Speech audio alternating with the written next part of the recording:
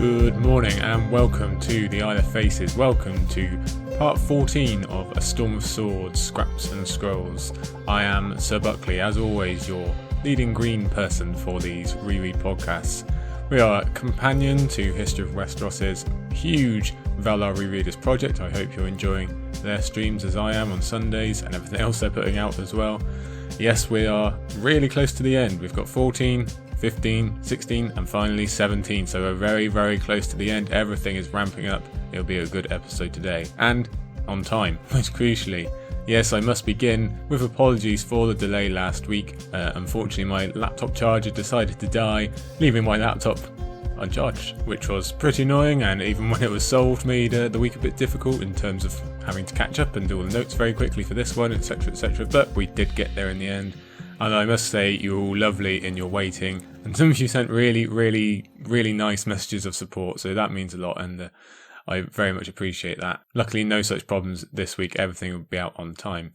It does mean I wasn't able to record some Sporkle Spectacular last week, but don't worry, that will be righted this week, so not too long a wait. That is coming your way. Don't worry, that hasn't been abandoned or anything like that. Sporkle Spectacular will return with Clash of Kings closing sentences. That will be with you very soon. Now, while I talk to you from this very, very sunny England / Isle of Faces, yes, it's getting warmer and warmer, which means my smile is getting bigger and bigger. While we're talking about new episodes, I have some news for you, some voting results. Last week on our Patreon page, I announced the next patron-only episode would be a reading of a whole chapter from The Great Castles of Westeros, written by yours truly, as a bit of a treat, and it seemed like a pretty popular idea, so that's good, first of all.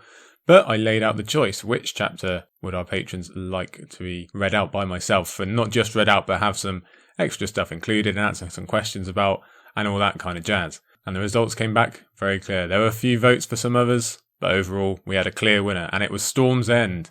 I can happily announce, yes, Storm's End will be the focus of our patron-only episode. That will be the chapter I'm reading. That really fits quite well. It's the first chapter in the book, so it'll be quite easy to explain how the book works and different sections and stuff. And I really like Storm's End. Hopefully you'll be able to tell. So that's a really good choice for patrons. Well done, everybody.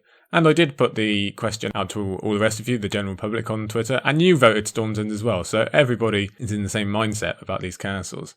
So that will be on its way soon. Now, I do want to make it good. Reading out your homework is a bit of a daunting task.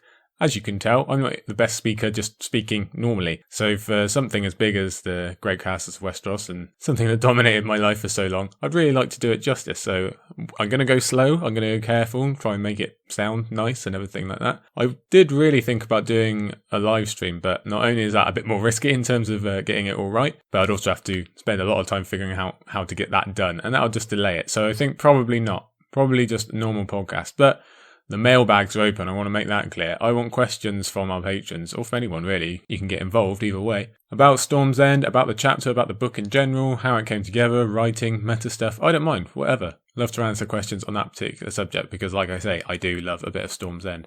So that should be really fun. It seems like all the patrons are excited about it, which is always good news. And don't forget, if you do want to get involved, this episode will be open to all patrons. That's all our £1 patrons and above. So if you want to check it out and everything else that's on offer, please do go and visit Patreon/Isle of Faces. We'd love to welcome you. You can find some good stuff there. We love our community, ever growing. And speaking of, I would like to say, of course, my normal thanks to Lady Raj, Mistress of Force, Archmaester June, the healer of lesser poxes, and also welcome the wonderful Jennifer. Your generosity is very much appreciated, as it is for all our wonderful patrons. And like I say, not just one, a few of you sent really, really lovely messages of support, and that always settle deep down in my heart. So yes, Storm's End is coming. That's the next big thing. Sporkle Spectacular as well, and of course we've got the end of Storm of Swords to cover. So lots to come on the Isle of Faces. We'd love it if you could help support or just be a part of the larger community. But either way, lots coming. Let's get down to today, shall we? Because no, it's not some big event like the Purple Wedding or the Red Wedding as weeks gone past, but some very, very big moments and definitely some step forwards for Jon, for Davos, for technically Catelyn. We'll come to that, don't worry. We're going to start far away in Dragonstone with Davos VI. We're going to go even further north to Jon VIII and one of my personal favourite chapters, more warfare on the wall. Back down to the middle in Arya XII. Yeah, things aren't going so great there. And they're not much better for Tyrion IX as we return to King's Landing, but they are slightly better for our ending in Jaime VIII, another Tyrion Jaime ending. Jaime VIII, he's trying to be better. as we go to White Sword Tower in the Red Keep. Yes, very, very exciting. So lots to get through. Big. I've mentioned on Twitter 40 pages of original notes, something like 24,000 words. So get yourself comfortable, really strap in here, and we will get going. Yes, that's a lot of notes to get through, but you guys, you make it a lot easier. So don't forget, send in all your questions, send in all your comments to me on Twitter, @SirBuckley, to the email, eitherfacespodcast@gmail.com, or to our Patreon, wherever you like. We want to hear from you, but I think probably we should just get going. So here we go. Let's start with Davos VI. So we open today with A Song of Ice and Fire's best heist chapter, one laced with excitement and tension throughout, as well as something we all enjoy: Davos winning. We don't see enough of it, but today we do. He succeeds on a moral level with his successful heist, but we also see he has done well politically, as those men he talked about recruiting last time absolutely come through in the clutch. It's pretty damn rare for any plan to go off without a hitch in literature, let alone A Song of Ice and Fire. And to have it succeed because everyone has bought into the concept and believes in you as a leader, well, that's pretty sweet. Let's compare it to the other famous attempted heist with Arya and Marcella in Feast for Crows. That one doesn't go so well, supposedly because someone told. Even R'hllor's fire doesn't tell on Davos today. It's also our last Davos chapter, so sad face for that, but it's not the last we see of him in the book, which is a bit of a rarity. After Bran's last POV, we don't see Bran again, for example. Normally, that's just a sign. Last POV, we don't see him again. Definitely against the norm, although we will see Jaime again after his final POV, so maybe this becomes more common after this point in the series. I do wonder why George decided against giving Davos a single POV up to the wall, just to round that character off. His Dragonstone arc is tied off in a neat little bow, so that does make sense, but it would have been cool to see the new state of the wall from the outsider's view. I would have really liked to see that. Perhaps it's giving away too much knowledge that will come to the fore in wins, because we do know Davos has seen the wall, he has been up past it, so maybe that's just part of his northern arc that's coming out that George wanted to keep for himself. Besides, as we say, Davos going out on a win is something rarely enjoyable in these books, so let's not complain, let's just be glad we got it. And the sense of arc and a real completion that really stands out, because while this is the close of Davos' time in Dragonstone, the chapter begins very similar to his opening, in one of Melisandre's nighttime rituals. Here's the first quote of the day. The night fire burned against the gathering dark, a great bright beast whose shifting orange light threw shadows 20 feet tall across the yard. All along the walls of Dragonstone, the army of gargoyles and grotesques seemed to stir and shift. But this opening scene doesn't just serve as a nice mirror to Davos I back in Clash, but has two other distinct purposes that are served by George really going out of his way to make this a display of power that is way better than all of Melisandre's previous chantings. A great bright beast with 20-foot long shadows. Puts your mind of a dragon, no? Something powerful enough to wake the stone monsters of Dragonstone, perhaps. We see Selyse singing loudly, Axel singing loudly. The whole thing is a real point of emphasis. But why the extra focus? Well, first, it's a cherry on top for the power that readers have just seen. Balon fell, Robb got skewered, Joffrey choked. It all comes back to the leeches. Everything Melisandre said of those leeches has come true. So what better time to make R'hllor seem really powerful and get the readers to wonder, maybe this whole thing is real, I should really start paying attention to these chantings. Second, it's used as intimidation for the reader again. Davos is paying extra attention to this power because he knows he's about to go right up against it. If his plan goes wrong, even if it goes technically right, he might end up being very, very present at one of these chantings, like tied to a pyre and set alight type present. So Davos, plus the reader, has to consider exactly what it is Davos is playing against here so that the stakes are set. We know what this chapter is going to be like, and that tension is present from the beginning. Mix that in with some hints about Axel being made hand if Davos fails and stuff like that. Well, we're obviously meant to fear for our favourite hand's life. Characters have been dropping like flies these past few chapters, so Davos is no exception to their danger. We really can't be thinking, Davos is fine, he's a fan favourite, I'm sure he's in no danger. That's really not going to fly in Storm of Swords. We've seen enough to the contrary to know what we're about here. Yet for all that extra exhibition of power, we find out this is possibly a tipping point for R'hllor's presence on the island. There were fewer voices saying the responses than there had been the night before, it seemed to Davos. Fewer faces flushed with orange light about the fire, but would there be fewer still on the morrow, or more? So maybe the big dogs are all convinced, but the lower lords and General Assembly seem to be having second thoughts. Is something else Davos is playing for? Maybe, just maybe, he can swing general opinion away from Melisandre if he succeeds. But if he fails, or again, if he technically succeeds but is punished in a certain way, there might be no attraction for tomorrow's Nightfire.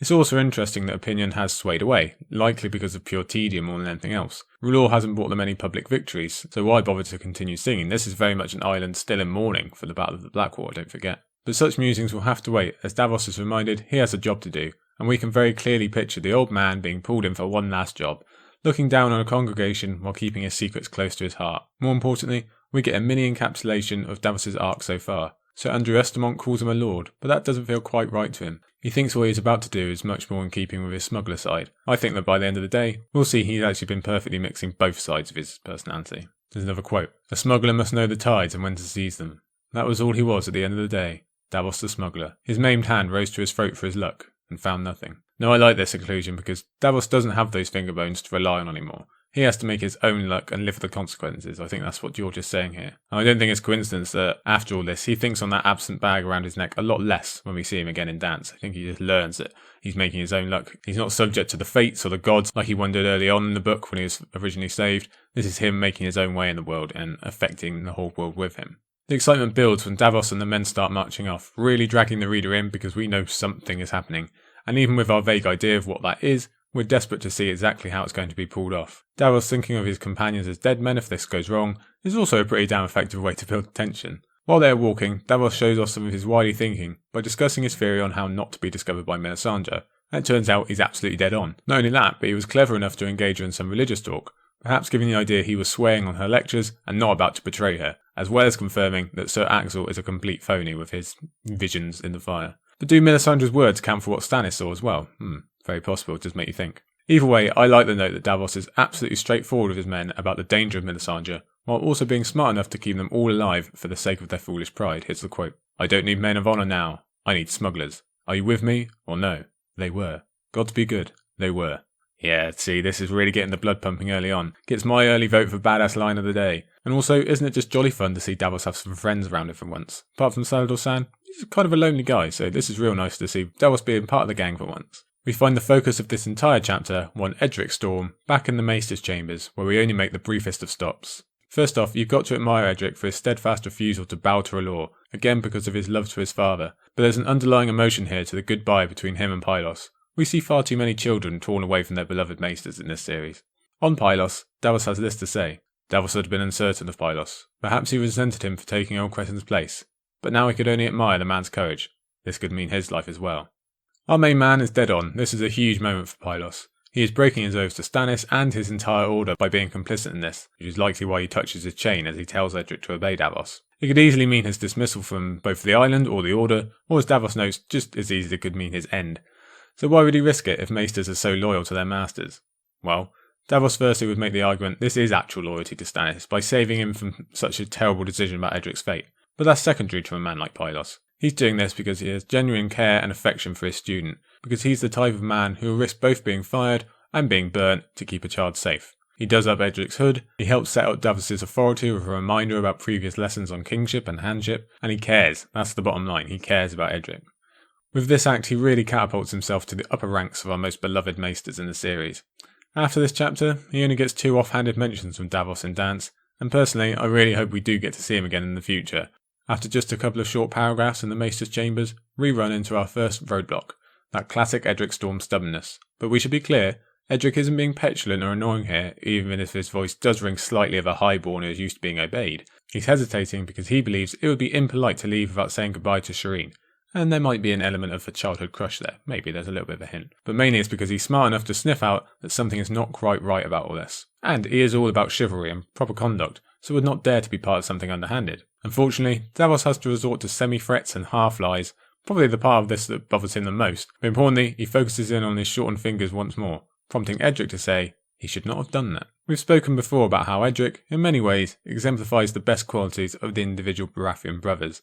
I think George includes this as a last reminder of such. Edric has a moral code that he sticks to, and is happy to apply to his elders. Yet again, he has me lamenting the forgotten 5-year gap I'd really like to see grown-up Edric. But just like that, he's gone. Edric leaves, out on a ship with all of Davos' accomplices, minus Sir Rolland Storm. And I've always liked that one Storm goes and one still stays. An equally brave gesture, but one that works out pretty well, as Sir Rolland will be left behind as Dragonstone's castellan later on. What does that mean for him when we'll come to Loras' supposed attack on the castle, and for Pylos while we're there? Who knows, but that's a chat for another day. We already know things have been stepped up another level because guards have now been tied up, but the whole thing has been incredibly simple, really. What has Davos really done except pick a good time to go and get Edric and plonk him on a ship? But that's where the ball drops. Yes, it's simple, but it's damning. The reader now realises this isn't going to be about some overly complicated, voice-over-laden heist. It's going to be about the consequences. Because while we've all been excited about what's going on, what's actually happened here, is Davos has just betrayed Stannis Baratheon, which is not a good idea. Hence the constant references to his finger bones in this chapter. That's what happened when Davos saved Stannis' life, so what's going to happen now he's full on betrayed him? As the young knight tells us, the simple part is done. Now comes the toughie. Next quote. Dragonstone had never seemed so dark and fearsome. He walked slowly, his footsteps echoing off black walls and dragons. Stone dragons who will never wake, I pray. The stone drum loomed huge in front of him. How much of a dead man walking vibe is this? Again, readers' stomachs are dropping. Not only has Davos Seaworth betrayed Stannis, he's now going to walk up to the man and admit it. And clearly, we are meant to get the feeling this will not go well, that this might be Davos' final walk through the castle. That raises tension, sure, but it also raises respect for Davos being brave enough to go and admit what he's done. He says he's not as brave or as good as a man without those finger bones. I say, just take a look at what you're doing, Davos. There's your evidence. If he survived this night, he would take Devon and sail home to Cape Wrath and his gentle Maya. We will grieve together for our dead sons, raise the living ones to be good men, and speak no more of kings. Again, obvious tension building techniques from George with the if he survives the night. But rereaders know the irony of this sentence, with Davos actually going the complete wrong direction for this after this book. Still, we hold out hope that Maya will actually see her husband again one day. Regardless, that is skipping ahead. It's supposed to be all doom and gloom when Davos reaches the chamber of the painted table. Just to up the tension more, Davos arrives at the chamber first and has to wait. And what is worse than waiting when you know you're in trouble? Davos is basically sitting outside the principal's office at this point. But we do get some interesting stuff as he waits. First, he muses again on the architecture of the island and the fact this was home to Targaryens and their secret fire powers. I'm not sure on the symbolism of Davos thinking of them at this specific moment, but definitely intrigues me and just gets that stone dragon vibe in our heads again. Even more interesting is when he turns to the painted table, and his shadow falls across it like a sword. Stannis' shadow already fell specifically on King's Landing in Davos' last chapter, which I'm sure got plenty of minds worrying. Perhaps it is supposed to foreshadow Stannis turning his back on the Iron Throne, as he'll do at the end of this chapter. But what is the hidden meaning Davos being represented as a sword? He's not a weapon guy, we don't immediately associate Davos with swords. So is it saying he'll be the sword Stannis wields? That he'll unwittingly bring darkness to the land? Very difficult to say at this point.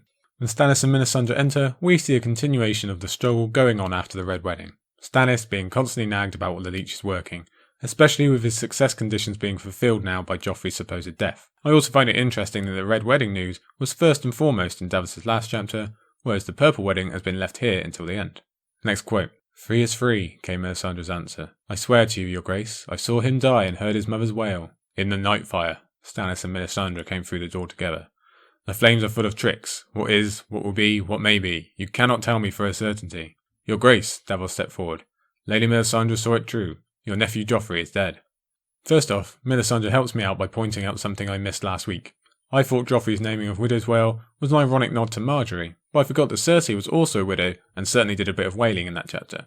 Still a rubbish name for a sword though. But anyway, Melisandre is pushing her argument and Stannis is still trying to refute it, dancing on the flames not being reliable. This doesn't count as a win, I don't have to make this decision, leave me alone. Clearly, he doesn't want any part of the Edric dilemma, because last time out, he was starting to buy into the flames a bit and what they said, so we know this is a delay tactic. Which makes it so brilliant that Davos immediately starts off by agreeing with Melisandre. It's very clever from a man who thinks himself only a smuggler, but is now a hand as well. By starting out in the agreeable, he puts both Melisandre and Stannis on the back foot, and gives himself a bit of an advantage in the conversation. It will also lend further credence to his later words, as he is obviously displaying he is not biased or unfair by confirming news that assuredly serves Melisandre better than it does him. Note that Stannis doesn't question the news once it's shared by Davos, a good sign of the inherent trust between them. Instead, he learns of Tyrion's accusal and muses back on Joffrey. It's a hell of a paragraph to summarise Joffrey's life. We get a reminder of how truly awful he was with the cat story, while also remind us what a bad start he had with Robert, a man who hit a child so hard people thought he had died. And just side note here, I wonder what the reaction of the court would have been if that had actually happened.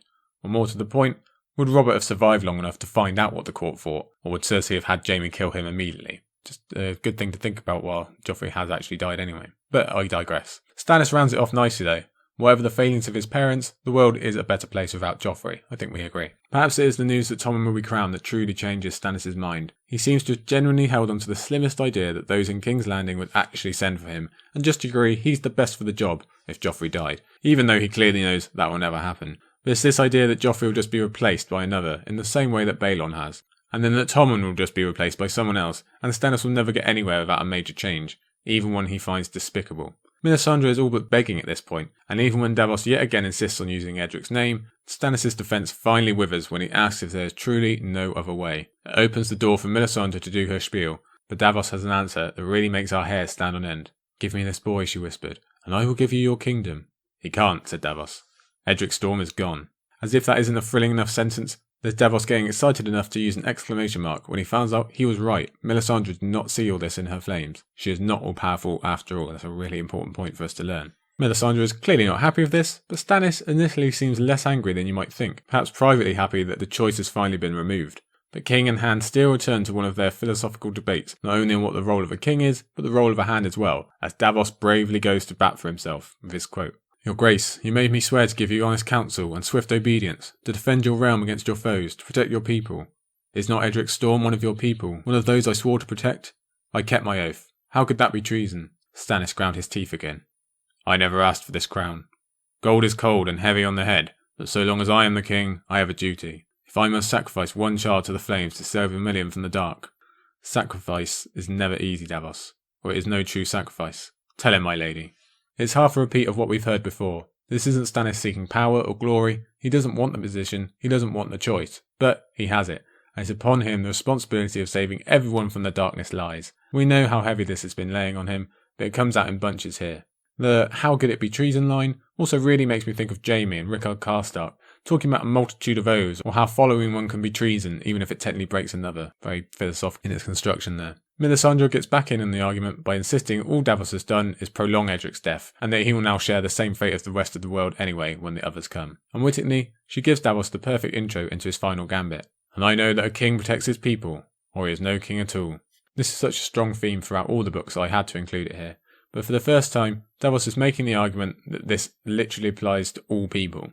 Hence, the beginning of the famous argument that Stannis shouldn't be winning the crown to save the kingdom, but saving the kingdom to win the crown. Davos knows this could easily mean his death. He even invites it, but he will go down doing his duty. Don't be fooled. The production of Maester Aemon's letter is not a ploy to save his own neck. This is because Davos wants to save the world as well as his king's soul. If Stannis claims he is the one true king, he'll have to be the one to act like it, the only one. The wall has been abandoned despite the abundance of kings in Westeros, so Stannis can not only save an untold number of lives, but truly prove he is above the other pretenders by fulfilling the ultimate journey. Hence, one of the biggest deviations of any single plot thread in the series.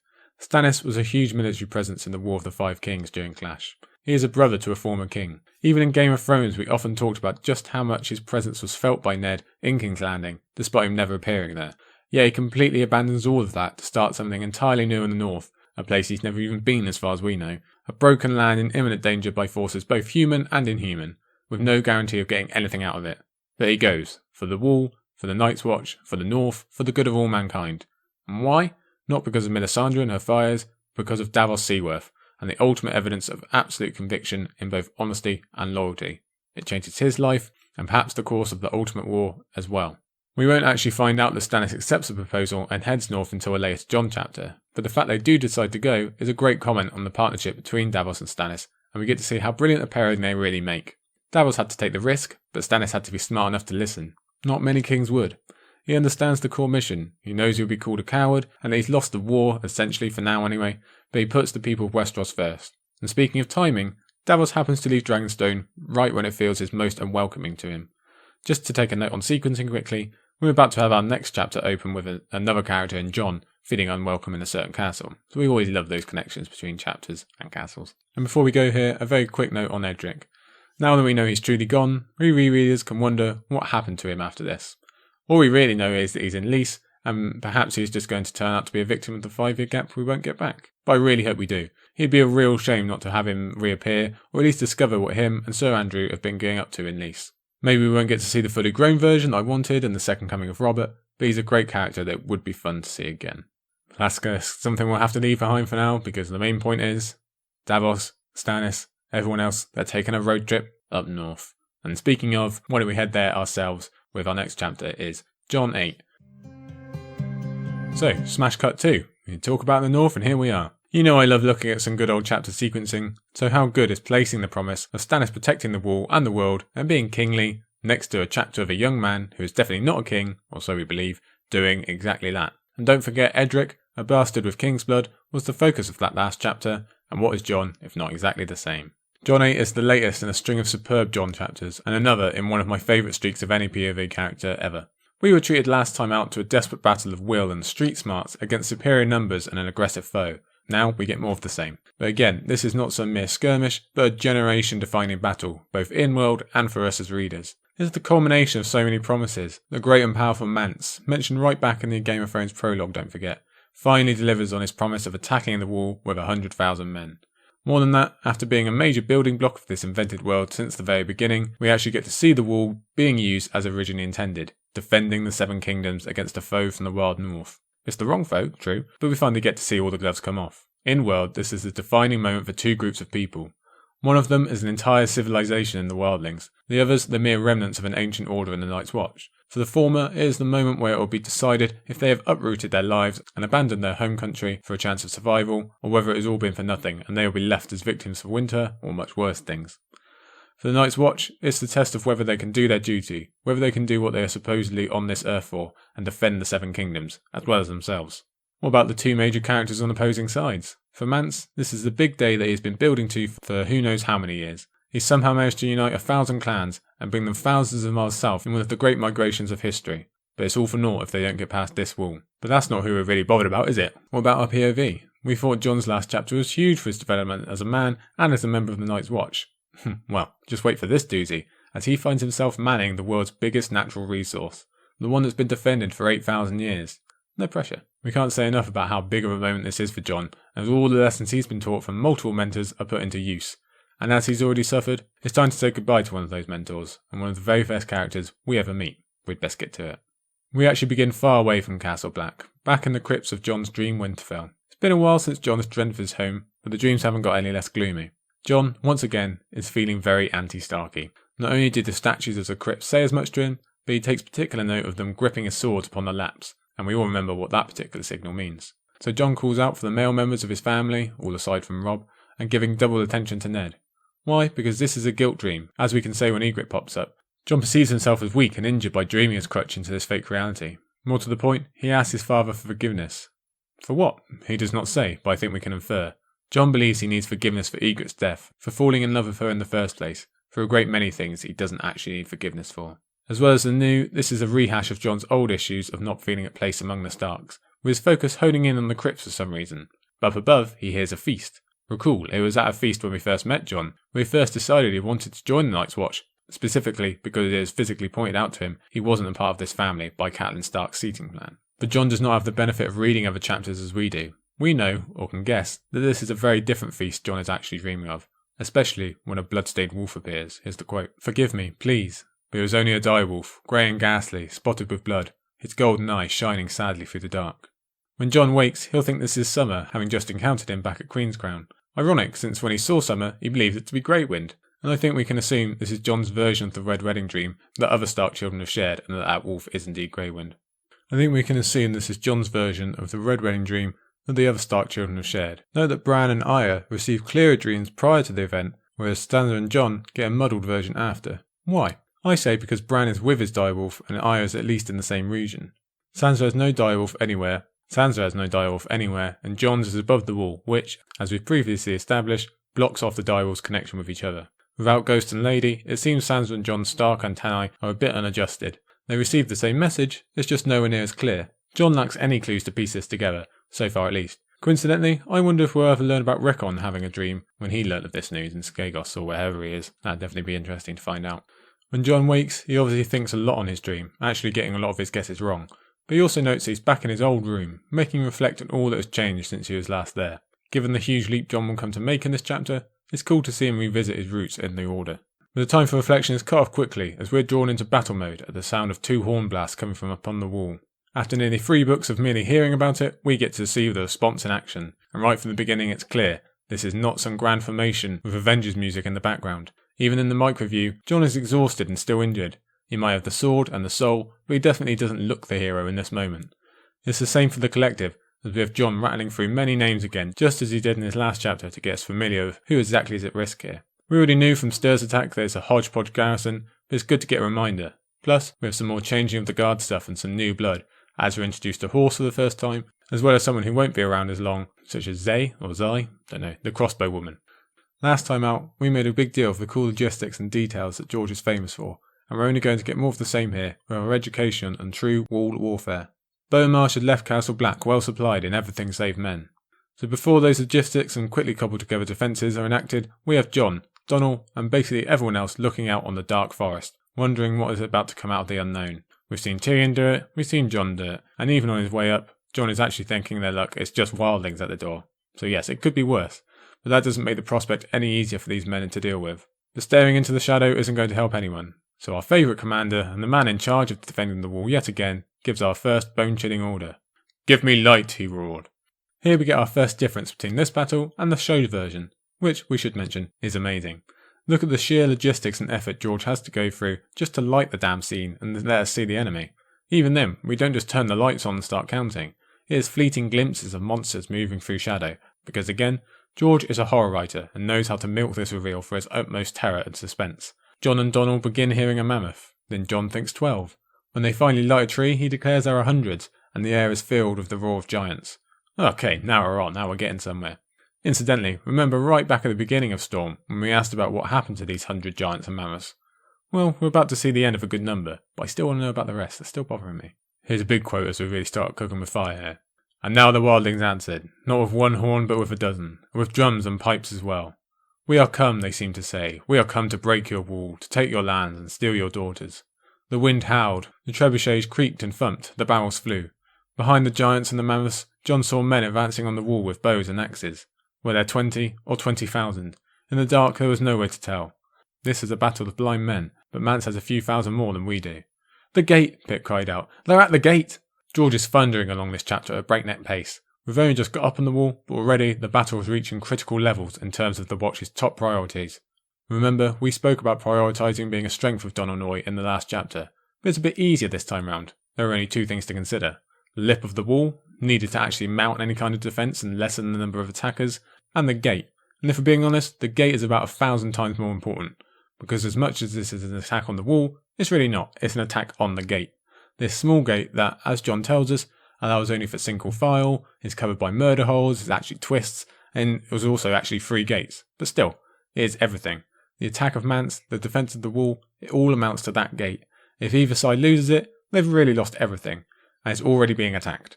Worse, they don't even know that until a few seconds ago, and they can barely see their attackers.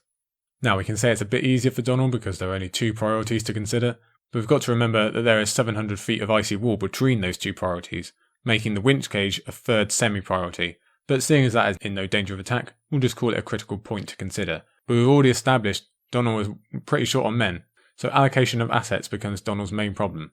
Which way is best? Put all your effort into the wall, firing down on the enemy so barely any of them get there, or do you move more men down to the gate to deter whoever gets through? Remember, doing so means less men up on the wall, which means more enemies getting to the gate, and round the circle goes. It's an incredible balancing act, made all the harder by the reduced scope of vision and the slow winch cage being the only access between the 2. Basically, Donal Noye really has his work cut out for him, and the gate really could have done with one of those doorbells that you can see out of. But before that, we need to deal with whoever is at the gate right now, because as we just said, nothing else matters if we lose that straight off. Next quote. "Must be cold down there," said Noye. "What say we warm them up, lads?" A dozen jars of lamp oil had been lined up on the precipice. Pip ran down the line with a torch, setting them alight. O and the O followed, shoving them over the edge one by one. Tongues of pale yellow fire swirled around the jars as they plunged downward. When the last was gone, Gwen kicked loose the chocks on a barrel of pitch and sent it rumbling and rolling over the edge as well.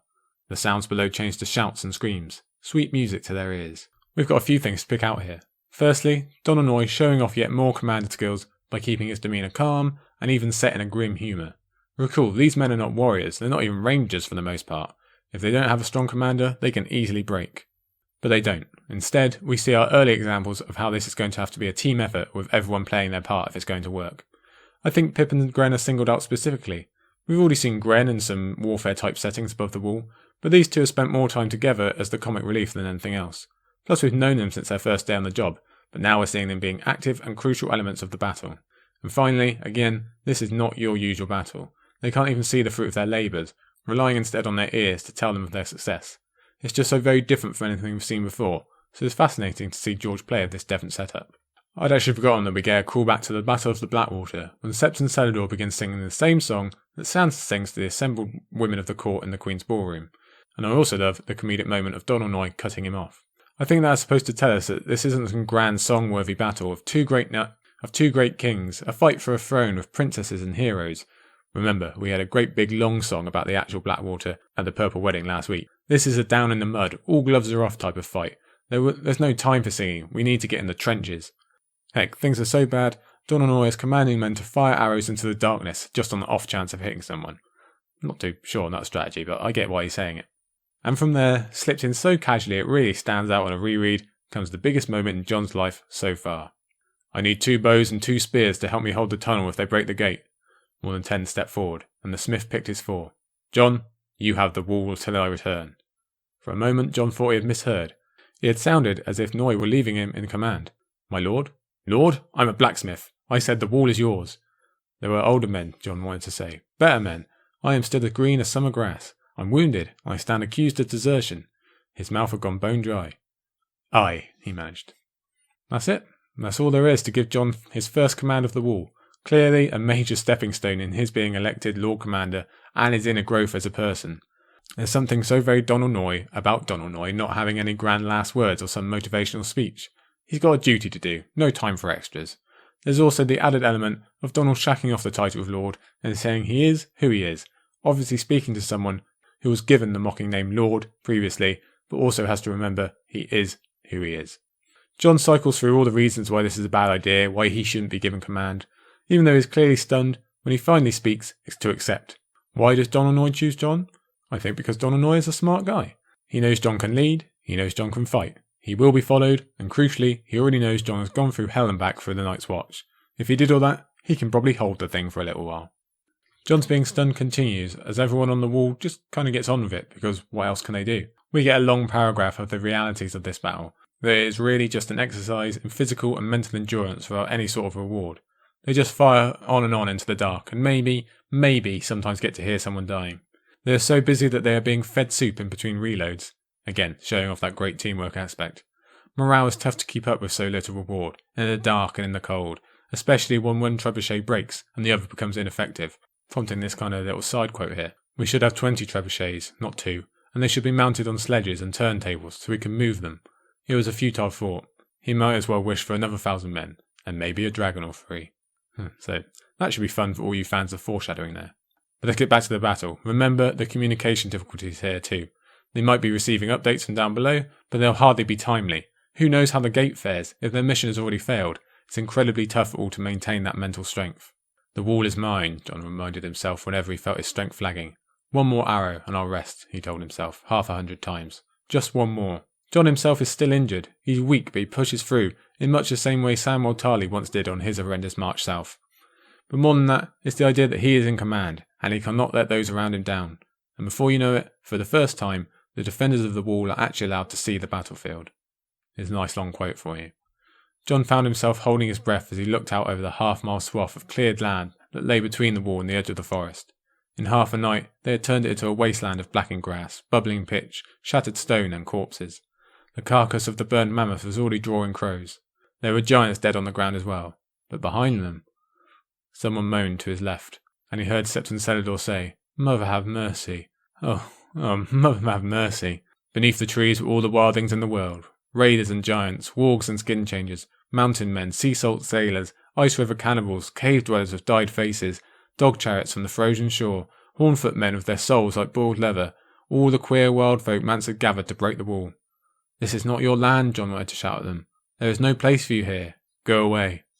So first off, note the repeat of that "there is no place for you here" line from the beginning of the chapter in Jon's Winterfell dream. Nice little connection there. But on the one hand, the defenders are finally allowed a visual when the sun comes up of seeing their efforts not being wasted. They have killed a whole bunch of people. That arrows did strike. But also, how little that matters when the true side of the wildling host comes into full view, as does the reality of their situation.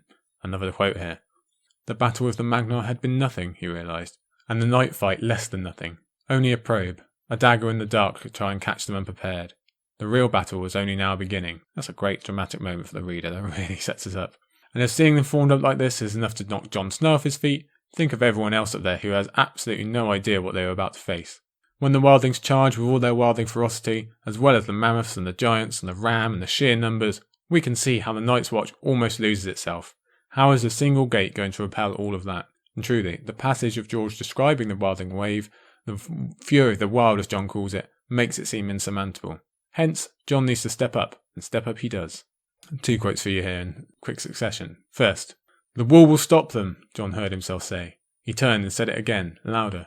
The wall will stop them. The wall defends itself. And second, any of you ever see a mammoth climb a wall? He laughed, and Pip and Owen and half a dozen more laughed with him. They're nothing. They're less use than our straw brothers here. They can't reach us, they can't hurt us, and they don't frighten us, do they? No, Gren shouted. They're down there, and we're up here, Jon said. And so long as we hold the gate, they cannot pass. They cannot pass. They were all shouting then, roaring his own word back at him, waving swords and longbows in the air as their cheeks flushed red.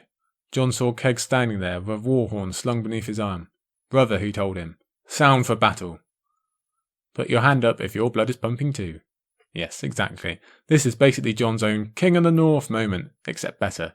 First, he lessens the threat and lightens the mood, showing that though he is just a young lad, unlearned in the ways of war, Jon remembers the lessons Donal Noye showed him just hours before.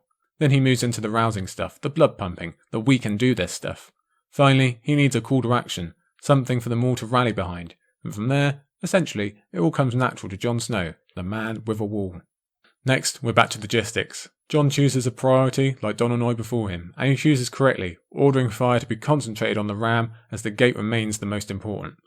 It'd be easy just to get taken in by the numbers and happy to hit anything, but Jon keeps everybody smart. Plus, even better than Donal Noye, he opts for preserving his assets by waiting until they are in range. He recruits the trebuchet, the catapults, the scorpions. Everyone's got a job. They are all in this together. And, thankfully for Jon, the long-held theory that wildlings are not disciplined becomes true as their charge disorganises almost immediately and their archers begin firing up with no hope of success. Now, time for more blood pumping. Next quote. The black arrows hissed downward like snakes on feathered wings. Jon did not wait to see where they struck. He reached for a second arrow as soon as the first left his bow. Notch! Draw! Loose! As soon as the arrow flew, he found another. Notch! Draw! Loose! We get a brilliant passage on Jon shouting, the men obeying, and the wildlings failing. Notch! Draw! Loose! The ram was down and done, he saw. The giants who pushed it dead or dying. Fire arrows, he shouted. I want that ram burning. They might be the dregs of the order, but they were men of the Night's Watch, or near enough as made no matter. That is why they shall not pass. Oh, it's just amazing stuff. What a scene. I love it completely. Even sitting here after already having written these notes, I'm bouncing up and down in my chair. Jon has said again and again that the wall defends itself, but here he finally gives some credit to himself and the others who have done the actual defending. But George gives us no rest. Even with all that success, a mammoth has gotten through, and just one can undo everything they have achieved. Hence, arrows are switched for burning barrels of oil, and a new kind of success is found.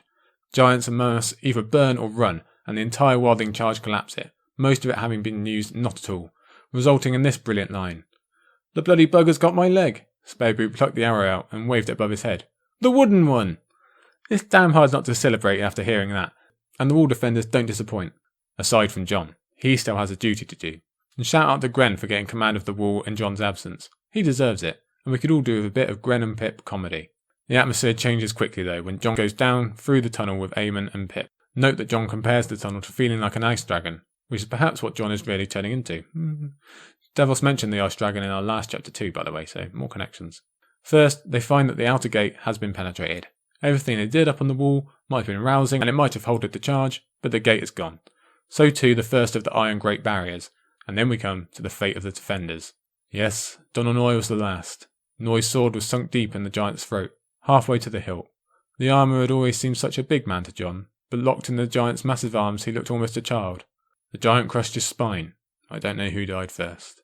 So we say farewell to one of the best the Night's Watch has ever seen. His final words on page were about him not being a lord and just a blacksmith. But he was a blacksmith who ended up doing far more than most lords, far more than Geo Mormont or those in command. He saved the wall, not once but twice, with the very dregs of the Night's Watch, as Jon calls them. And in the end, he gave his life at the critical moment. If he hadn't, the entire passage might have been laid open for Mance's 100,000. We can take some joy in that, at least, that his death was as noble and as glorious as they come. Because Donal Noye wasn't a lord, wasn't someone with a title, he'll become one of the nameless, who never receives the credit he deserves or gets a song. But I hope he does in some way. Who else is more deserving than the Kingslayer at the gate? Donal Noye, a one-armed blacksmith, killed a giant, not forgetting the others who also lost their lives. He defended the wall and had a huge part in rearing its next Lord Commander. I will personally miss him muchly. Again, Jon prioritises. The situation is horrible, but that gate needs to be repaired or they're in huge trouble again anyway. Jon tries to pass back command to those more senior than he, Sir Winton or Maester Aemon himself, but Aemon speaks up. And we should give a moment to appreciate how terrible this must have been for Aemon, a man who has told us directly what it feels like to be unable to help the ones you love. When this and the last battle came, he simply has to sit and wait, hearing all those manner of noises, and know what his beloved brothers are going through. He might be old, and a passive man in general, but I've no doubt Aemon wished he could be up there serving alongside them all. But again, I digress. Here's his quote. You must lead. No. Yes, Jon. It need not be for long, only until such time as the garrison returns. Donal chose you, and Corran Halfhand before him. Lord Commander Mormont made you his steward. You are a son of Winterfell, a nephew of Benjen Stark. It must be you or no one. The wall is yours, Jon Snow. What an ending, and what a chapter. Aemon reviews everything that has made Jon who he is now. He goes through his mentors that we discussed earlier, and now Jon is the man in charge. He defended the wall once, he's going to have to do it going forward too. It is a major moment for Jon, one that words simply can't do justice to, and it's all the better that it's coming from someone as awesome as Maester Aemon. And it's crucial timing. Recall the beginning of the chapter where Jon is remembering he's not got a place at Winterfell, but now he has the most concrete of places at Castle Black, where he's valued and able to make a true difference. Stannis will come offering soon enough, but he's just a tad too late. Jon's decision is all but pre-made because of this chapter. So that's it for our perimeter stories this time. Let's head back down to a little more central, even though on the edge of central, as we go to the Riverlands and Arya 12. So, it's been 2 weeks. We're 14 chapters past Catelyn's final POV at the Twins. You'd think you'd be safe from having to see the reactions of those who loved Robb and Catelyn when they received news of the Red Wedding, but no. We've found someone else whose pain we have yet to share as we relive the whole thing, except this time it was the person closest to the carnage of all. Yes, we finally return to the mind of Arya, just in time to feel that awful pain all over again. Thank you, George. For some, this may have been a moment of major surprise or elation that we're actually getting an Arya chapter at all, given the supposed cliffhanger we left her on last time. As I mentioned back then, I never felt that Arya hadn't been in danger of death, but it's still a welcome surprise. It's good to see her again. But it has also been a little while. Last week we looked at the big gap in Sansa's POV, so it's only fair we do the same for the other Stark sister. Arya is the overall leader in POV chapters in this book, so obviously we've been seeing her often and regularly. Which means a 13 chapter gap really stands out even if it pales into comparison to someone like Sansa, who has the largest gap of anyone in the book, like we used it last week with math. Why the long wait for another Arya? Well, mostly it's to drag out the aforementioned cliffhanger, but it's also because George really does enjoy spreading out our reminders of this pain. Again, thanks George. And like Sansa before her, Arya has become adrift. She's stopped feeling. What use is keeping track of time when you've lost all? When your world is pain and nothing else? Arya has become disconnected from the world, and to be honest, a lot of that disconnection is going to linger for a lot longer than this one chapter. But she does get a huge reconnection to family and purpose here, even if she can't fully realise it yet. As well as having a long gap, Arya only has one chapter remaining after this, as the focus lines up almost exclusively at King's Landing and Castle Black for the close of the book. Given the violence and path changing that occurs in that final chapter, we really need this one to establish her post-wedding time with Sandor before he, quote, dies, and really ramp up the conclusion of not only Arya's arc, but her time on the continent of her birth. The chapter opens with Arya in a pretty bad way, unsurprisingly. Again, I love to compare these sisters, and if we had asked you in Game of Thrones which of them would completely collapse under the news of Robb and Catelyn's death, and who would keep a clear face and carry on, you would almost certainly have said Sansa for the former and Arya for the latter, yet the opposite actually happens here in the books. In fairness, Arya was a lot closer and knows more details, and is younger, we shouldn't forget, so it's no surprise that she finds herself under a deep blanket of melancholy. Aside from the clear emotional pain of losing family members, she's also lost her only purpose in life. Ever since she left King's Landing a century ago, she only wanted one thing, and it's been removed. She's lost Gendry and the Brotherhood as well, so what else is there? At least, what else is there for human Arya, is the first quote of the chapter. When she bared her teeth, even men would run from her. Her belly was never empty long, and her fur kept her warm even when the wind was blowing cold. And her brothers and sisters were there, many and more of them, fierce and terrible, and hers. They would never leave her. This paragraph is strikingly similar to some of Bran's from his time in the crypts, and actually back at the beginning of this book. Human life sucks, both emotionally and physically, so Arya seeks a relief from both, and finds it. Wolves are warm. You get to feel some victories as a wolf. You don't have to fear men, they fear you. A wolf has a pack, and that's all Arya's ever wanted.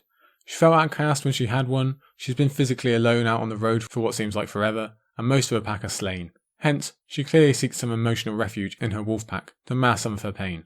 Of course, this is as dangerous for Arya as it was for Bran, but she doesn't have a Jojen to warn her. On the one hand, it seems Arya's extreme emotions have increased her linking power with Nymeria. While she had plenty of wolf dreams before, they certainly weren't this frequent or seemingly this clear. She was more of a just kind of watching. Now she seems actually involved. It's pretty impressive that she's getting all these without actually being present with Nymeria. The difference is that the Bran has the power to do all this while waking still, but it makes you wonder about Arya and what might have been without the soon coming massive increase in direwolf distance. But who can blame her given what her days are like? Sandor Clegane is not the best person to be around whilst Drear mourning. Just as she is emotionally, Arya and Sandor physically drift without any purpose or aim, pretty much just lost in the world. She was too empty to talk, and the Hound was too angry. She could feel the fury in him, she could see it on his face, the way his mouth would tighten and twist, the looks he gave her.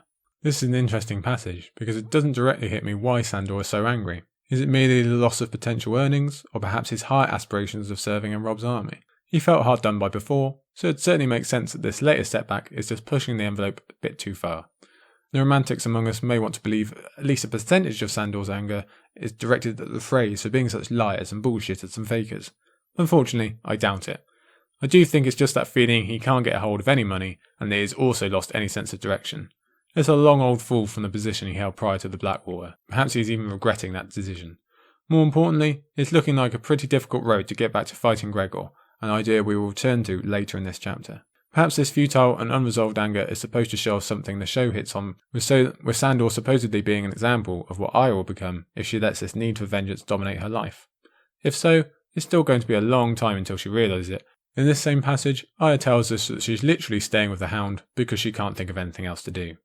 She's either hurt about or angry with anyone she's been in a pack with. Sometimes she dreams of leaving. Sometimes she even thinks about killing him. She never does either. Why? Because she doesn't have the drive or motivation to. There's no point now. She might as well drift, completely empty, and watching Sandor's rages with blank eyes. So we have a very sad atmosphere that's at high contrast with our recent chapters. We've had the excitement of the Purple Wedding, Edric's storm being sprung from Dragonstone, and the defence of the wall in that great battle. Our characters have all hit major points or turns in their lives. Sansa has escaped, Davos has changed the direction of a king, Jon is commanding the wall. What about Arya? She's just drifting and forgotten. There's a real sense of Arya just having the worst luck, being downtrodden and forgotten. This whole chapter is grey and slow. Next quote. She never wanted to speak to them either. It was as if they lived in some distant land or spoke a queer alien tongue. They had nothing to do with her, or her with them. So that's just further evidence of this disconnection from the world at large, and a large hint of what's to come for Arya. The people of Westeros don't mean anything to her anymore. She doesn't feel one of them. It will feed into her leaving, but also the easiness with which she will soon come to kill. Here's another quote on these two loners interacting with other people. Besides, it wasn't safe to be seen. From time to time, columns of horsemen passed down the winding farm roads, the twin towers of Frey flying before them. Hunting for stray Northmen, the Hound said when they had passed. Any time you hear hooves, get your head down fast. It's not like to be a friend. As harsh as Sandor is, because, well, that is who he is, Sandor is still being protective of Arya even if he's not really aware of it. On top of that, this gives a larger sense of danger on the fringes and hints that the main Riverlands is kind of closed to us for a while. As we spoke about before, George needs to give it some time to get even worse before Brienne and Jaime return in Feast of Crows. We've also had multiple accounts of different bands of men riding around and causing trouble throughout this book, whether they be lions, mummers or Karstarks. The Freys are just the latest iteration of the Highborn bearing down on the small folk, which makes it fitting we come across one of their victims, or a victim of the Red Wedding at least, when Sandor and Arya have their truly chilling interaction with a Piper bowman. His left shoulder was all twisted and swollen where he met his arm. A blow from a mace, he said. It had broken his shoulder and smashed his chainmail deep into his flesh. A Northman it was, he wept. His badge was a bloody man, and he saw mine and made a jape, red man and pink maiden. Maybe they should get together. I drank to his Lord Bolton, he drank to Sir Mark, and we drank together to Lord Edmure and Lady Roslyn and the King of the North. And then he killed me. This is a really important little scene on several levels, the first of which is that it's our first evidence and account of what the Red Wedding was for the common man. Like the Blackwater and Clash, there's a real sense of this being a ripple event that has destroyed the lives of thousands of men, and then cast them adrift in the world in the same way that Arya has been. But in this case, we get an actual account of the horror of betrayal. What bothers this Piper man most, even as he lays dying, is the fact that the man who struck him was on the same side. They did all these things that friends and comrades do. He was never even given a chance to fight. He didn't know he was supposed to. It's just a bit heartbreaking to see what this betrayal meant on every level. And definitely, his final line sticks with you. And that's all ignoring the horrific pain this man must be in from the description we get of him. But the scene is also important for our two main characters of this chapter. The Piper man recognises Sandor as the Hound and Joffrey's dog, which he refutes as him being his own dog. That's important, but we'll return to that later. The larger impact is of this being another gift of mercy moment for Arya, as will come so important in her future storyline. Remember, she had a very similar moment with the crow cages backed in Stony Sept with the giving of water, but that was a criminal. This man is a bit different, and the giving of mercy much more tender, with this quote. The hound eased his dagger into the man's chest almost tenderly, the weight of his body driving the point through his surcoat, ringmail, and the quilting beneath. As he slid the blade back out and wiped it on the dead man, he looked at Arya. That's where the heart is, girl. That's how you kill a man. That's one way.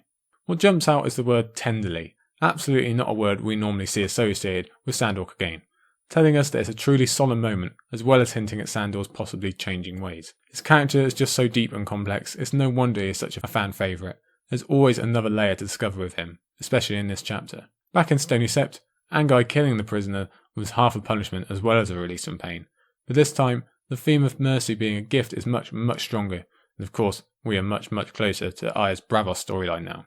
We know how big of an aspect it will be in her time at the House of Black and White, to say nothing of her mercy chapter and Winds, and multiple theories about her future, one of which is linked very heavily to another part of this chapter. But finally, for this section, there's the whole lesson-giving aspect of one killer teaching another. We know this is going to come back as well, and after the man dies, Arya finally gets her hand on a weapon again, which may not be of importance for right now, but definitely will be in her next chapter. After that, we discover just how far east the pair have actually travelled, and that Sandor Clegane has finally discovered some vague direction and purpose. You have an aunt in the Eyrie. Might be she'll want to ransom your scrawny ass, though the gods know why. Once we find the high road, we can follow it all the way to the bloody gate. I love the fact that Arya is headed to the Eyrie, even if rereaders know she never gets there. The three Stark women have this relation in where they travel in the series. Catelyn goes to the Eyrie and on to Riverrun. Sansa will eventually come to the Eyrie, while Arya spent most of her plot trying to get to Riverrun, and at least got herself to the twins on time. There's a common theory that Arya will return to the Riverlands once she's back in Westeros, but I wouldn't be surprised to see Sansa go there too, before heading home, just to complete this three-way connection. The two daughters retracing the steps of their mother is an idea that I really fall in love with, on top of the misconnection vibe of it being possible for Arya and Sansa to have come to the Eyrie at the same time and be reunited. This might be our alas alarm moment of the day. But we go pretty quickly from dreams of the Eyrie to nightmares about the twins, as Arya clearly shows herself still mired in several classic stages of grief. Here's a quote. We should have gone into the castle. They didn't really know that her mother was dead, or Robb either. It wasn't like they'd seen them die or anything. Maybe Lord Frey had just taken them captive. Maybe they were chained up in his dungeon, or maybe the Freys were taking them to King's Landing so Joffrey could chop their heads off. They didn't know. We should go back, she suddenly decided. We should go back to the twins and get my mother. She can't be dead. We have to help her.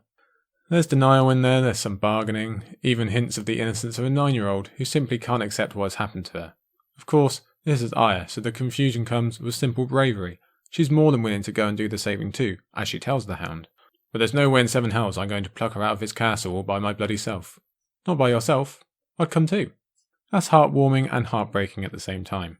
It is classic Arya to be so brave, of course, and we can hardly blame her for wanting to find some loophole or missed detail that keeps her family alive and well. But we know the terrible reality, and it's simply horrible to see a child who is trying to accept that.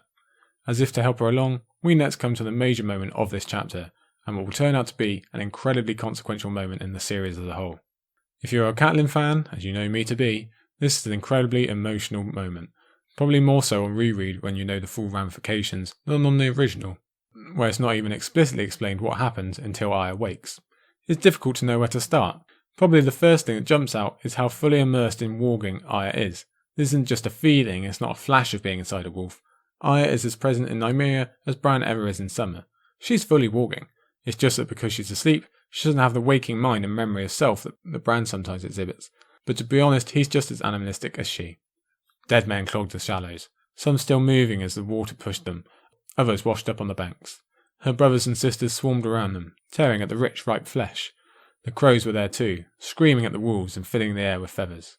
So the second thing that jumps out is the sheer scene of horror we find ourselves in. The original feast for crows and wolves. There are so many corpses that they are actually clogging up the waterway, as if we were on the River Styx itself.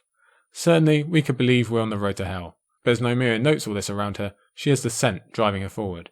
Yes, there's animalistic urges of blood drinking and bone crunching, but there's a bigger sense of purpose, one that waking Arya has been missing.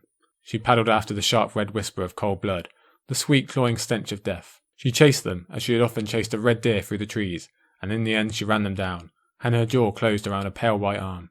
She shook it to make it move. but there was only death and blood in her mouth. This is too tough to handle. How many cartoons and childhood stories have you seen where some animal tries to make their deceased parent move only to discover there's no more life? It is absolutely heartbreaking every single time, and this is no different. Yes, we already know Catelyn died, we were there, but it's one thing to know and another to see Nymeria/Arya truly realise it. It wasn't healthy for Arya to continue with delusions and bargaining, but that doesn't make it any easier. And neither does this physical description of our beloved Catelyn. The white thing lay face down in the mud, her dead flesh wrinkled and pale, cold blood trickling from her throat. Rise, she thought, rise and eat and run with us. This woman who we spent so much time with, so much time in her mind and soul, living beside her, is reduced to this. It's a very tough read, just as that final thought. It's everything Arya Nymeria wants, for life to come back to Catelyn and for her to be part of the pack finally. But men are on the way, and Nymeria has to run, and Arya has to leave her mother once more. And plus, she does rise soon after this, even if she doesn't do the running and eating part, but that's for later, we don't know that yet. The whole thing is barely a page long, and in this moment the first-time reader really has no idea of the consequences. We don't know that this is the Brotherhood without banners about to step into the scene. We don't know that Beric Dondarrion is about to die and give his life's fire to Catelyn Stark. We don't know Lady Stoneheart is about to be born. I think she's adrift and pointless, but this act actually just changed the fate of the entire Riverlands, and maybe more. It's hugely influential on the future, in far more ways than we've seen so far. In the interim, the Brotherhood without banners continues to operate without Beric, but massively changes in terms of moral philosophy. Good news for the small folk, bad news for the Freys. Clearly, that's the biggest factor to come out of this so far. Catelyn Tully is given the chance of revenge. After the horrors of the Red Wedding, we are given the chance of revenge, but again, we're not to know that yet. Unfortunately, vengeance not being so sweet is not only a large theme across the books, but for Arya specifically. Like her mother, Arya will become obsessed with revenge, but we will come to learn that this rebirth might not be the blessing we'd want it to be. Excuse me, sir, would you like it if we brought Catelyn Tully, your favourite character, back from the dead? Why howdy, mister, I sure would. Okay, great. The only thing is she's going to come back with all the physical scars she died with, she won't be able to communicate properly, she'll find no joy in life and become completely obsessed with murder and vengeance to the point that it will have you wondering what side of good and evil she belongs on. Essentially, she will be an ever-lessening shell of herself, living a cursed life that is difficult to call life at all. Gee whiz, mister? That sounds a bit dark. And dark it is. There's a reason it was through Arya's eyes that we saw what reanimation had done to Beric. Now that was after 6 deaths, not 1, but still, rereaders know the kind of horror Lady Stoneheart will come to be. So is this a good act, or bad? I think the important part to take away is that it's a connection, a moment between mother and daughter. You've heard me say again and again that Arya and Catelyn never seemed to have half the connection that Catelyn and Sansa did. Arya was more of her father's girl, so this is really a key moment, especially if you are one of those who believe Arya is destined to return to Riverlands and meet Lady Stoneheart, the woman whose life she returned to her, as I am. Multiple ideas abound about what such a meeting could entail, many focusing on the idea that Arya might give her ultimate gift of mercy to her own mother once the Red Wedding has truly been avenged, so that's the two big parts of this chapter intertwining there. And recall that many of the future theories about the Brotherhood without banners not only become more gruesome, but also happen to involve wolves, again, more tying into this chapter. If Arya were to do that, it would be incredibly well fitting for her to start and end Lady Stoneheart, as well as giving Catelyn the best news she could receive before her true end. One of her children is alive. Hopefully Arya's got her own face on and all that kind of stuff. This is all very far in the future, so I'm sliding off course here, but there are also plenty of other theories about Stoneheart heading north and having something or other to do with Jon, or any other number of ideas really. That's all about discussing that Arya has also majorly changed the lives of Jaime and Brienne with this act as well. Let's try and rein ourselves in a bit. This is about mother and daughter, Arya and Catelyn, and I think the entire series has been telling us about how these two will come together again. Arya has saved her mother, has effected a large change on the realm she so suffered in, and really has a tie to come back now. And again, we should really give a nod to Beric for his passing here. His acts in the Riverlands are unequalled. No one has done more for the small folk. He is, in many ways, the best good guy we ever get. Let's hope he finally found peace. Still, we're not to know all that yet. Like I say, I am sliding off course. We'll talk more on these subjects as we come across them, and especially during the epilogue time. And quick as you like, we're back in the waking world, with a resigned Arya finally admitting the truth. They broke their fast in silence, until Sandor said, "This thing about your mother." "It doesn't matter," Arya said in a dull voice. "I know she's dead. I saw her in a dream." The hound looked at her a long time, then nodded. No more was said of it. Tough as it is to see Arya in this moment, I'm incredibly focused on Sandor here. The thing about your mother. What on earth was he going to say? Was he going to try and comfort her, try and lessen the blow that she is truly dead? Suggest they turn around and try their best? I've no idea, but I really, really want to know. In the close of the chapter, we come towards essentially a massive inverse of the Dunk and Egg tales. We've got a huge and powerful guy who is closely linked to knighthood, except that this time we have Mr. Anti-Knight leading the way. We've got a highborn child hiding who she is, and Arya's hair has been through quite a few adventures of its own, similar to Egg's own famous Chrome Dome. But where the previous pair basically went around solving problems, Arya and Sandor are just trying to find a job and maybe some food. Our hopes of that Arya-Sansa reunion are dashed when we learn about the clansmen we had taken away from us at the end of the previous book. If you don't freeze or starve, the Shadow Cats will get you, or the Cave Bears. There's the clans as well. The Burn Men are fearless since Timett One Eye came back from the war. They have steel now, good swords and mail halberks, and they watch the High Road, the Stonecrows, the Milk Snakes, the Sons of the Mist, all of them.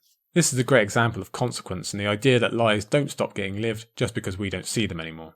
After being armed and travelling to King's Landing, as well as fighting in the Battle of the Blackwater, would the mountain clansmen ever be content with just returning to their past lives? Especially if we remember that King's Landers just gave them zero credit or reward and chased them off. No, they wouldn't. Tyrion's handprints are all over this. Not only did he arm them and give them the physical items needed for this increased aggressiveness and possible expansion, he gave them the idea. Recall when he first met the clansmen in Game of Thrones and persuaded them that they should really rule the whole Vale. Well, combine that with the bright lights of a city and what's actually possible, and you get this increased activity and spilling into the Riverlands. Recall that Tyrion had some very dark thoughts regarding the Vale, thanks to his interactions with Lysa, and this is apparently the seed that he sowed. So we can really look back at this as a crime of sorts from Tyrion. Certainly, he's made a lot of people's lives worse, or shorter, or both, and we can expect the clansmen to play a larger role in the future of the Vale and Sansa's storyline too. So it's pretty fitting that we get this huge example of a Tyrion crime just before he has a trial in the next chapter. Might be you'd take a few with you, but in the end they'd kill you and make off with your daughter. I'm not his daughter, I might have shouted, if she hadn't felt so tired. She was no one's daughter now. She was no one. This is a perfect example of Arya's hollowing out and melancholy. Remember earlier on she was mistook as Sandor's son and she denied it with all her trademark ferocity. At least she's getting recognised as a girl for once, but still. There's none of that now, because all the spark is gone. And of course, the no one reference is a pretty clear sign to her time of the faceless men soon to come. We get an even clearer reference to just how troubled and shattered a child Arya is when we read of her ripping the village girl's doll in half. Remember, Sansa will also rip apart Sweet Robin's doll later on, so more connections between sisters. Arya's just completely damaged from all that she's had to go through at such a young age. That's a really, really hard passage to get through, but it comes to an end soon enough when the villagers ask him to leave and we see that, try as he might, Sandor again can't leave the reputation of the Hound behind. He's his own dog now, as he says, but he's still tarred with that same brush as his past. Interestingly, the villagers seem to be in two minds about why they don't want Sandor to stay. The first is the one you'd expect, he's dangerous and danger seems to follow him around. But then they start citing the Blackwater and his losing the belly for fighting, which actually hits on a theme that's been present throughout all of this chapter. Cowardice. Arya has been thinking on this right since the beginning. She hates cowards. Take a look at her early thoughts on their new horse, Craven. She was a good enough horse, but Arya could not love a coward. On top of that, she's also accused Sandor of being afraid to die once in this chapter, and she begins to wonder again now about his escaping the Blackwater and running away from the twins, and asks the same questions again. Note that in her wolf dream, it specifically states that she felt no shame at running because that was the way of the wild, a contrast to Arya's waking thoughts. Because why does she hate cowards? I think because at this moment, her survivor's guilt is making her feel like one. She didn't get to go and fight and die among her family at the twins. She just ran away, although not under her own control, in the same way she ran from when her father fell. Given her extreme vulnerability since she left the Red Keep, Arya clearly values strength and bravery, so imagining she doesn't have those things is more than she can stand. Another quick quote. And Craven might have been a coward, but she was young and strong as well. That, specifically, is something that seems like Arya placing herself in the coward role. And again, this is all leading to her final chapter where she'll prove to herself just how brave she can be.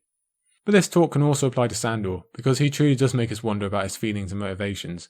He was tender with the dying Piper Man. He doesn't go off at the villagers. He switched between incredibly angry and almost docile, certainly aimless. But in our final paragraph, with our weird Dunk and Egg back on the road to Riverrun once more, Sandor leaves little doubt about his eventual goal. Sandor took it off the stick, ripped out part of his big hands and tossed half it in Arya's lap. There's nothing wrong with my belly, he said as he pulled off a leg. But I don't give a rat's ass for you or your brother. I have a brother too. It's a sign of their growing partnership that Arya gets half the meal, and that she refers to him as Sandor now. But what we learn is that Sandor might need money. He might need a dry roof every now and then. He might wander to the Vale or back through the Riverlands, or even give a thought to going north to Jon Snow. But one goal always remains in his mind. His ultimate goal that he will not ever let go of. Grey Orc again. Ooh, yeah, we like that. Speaking of Jon, this quick quote.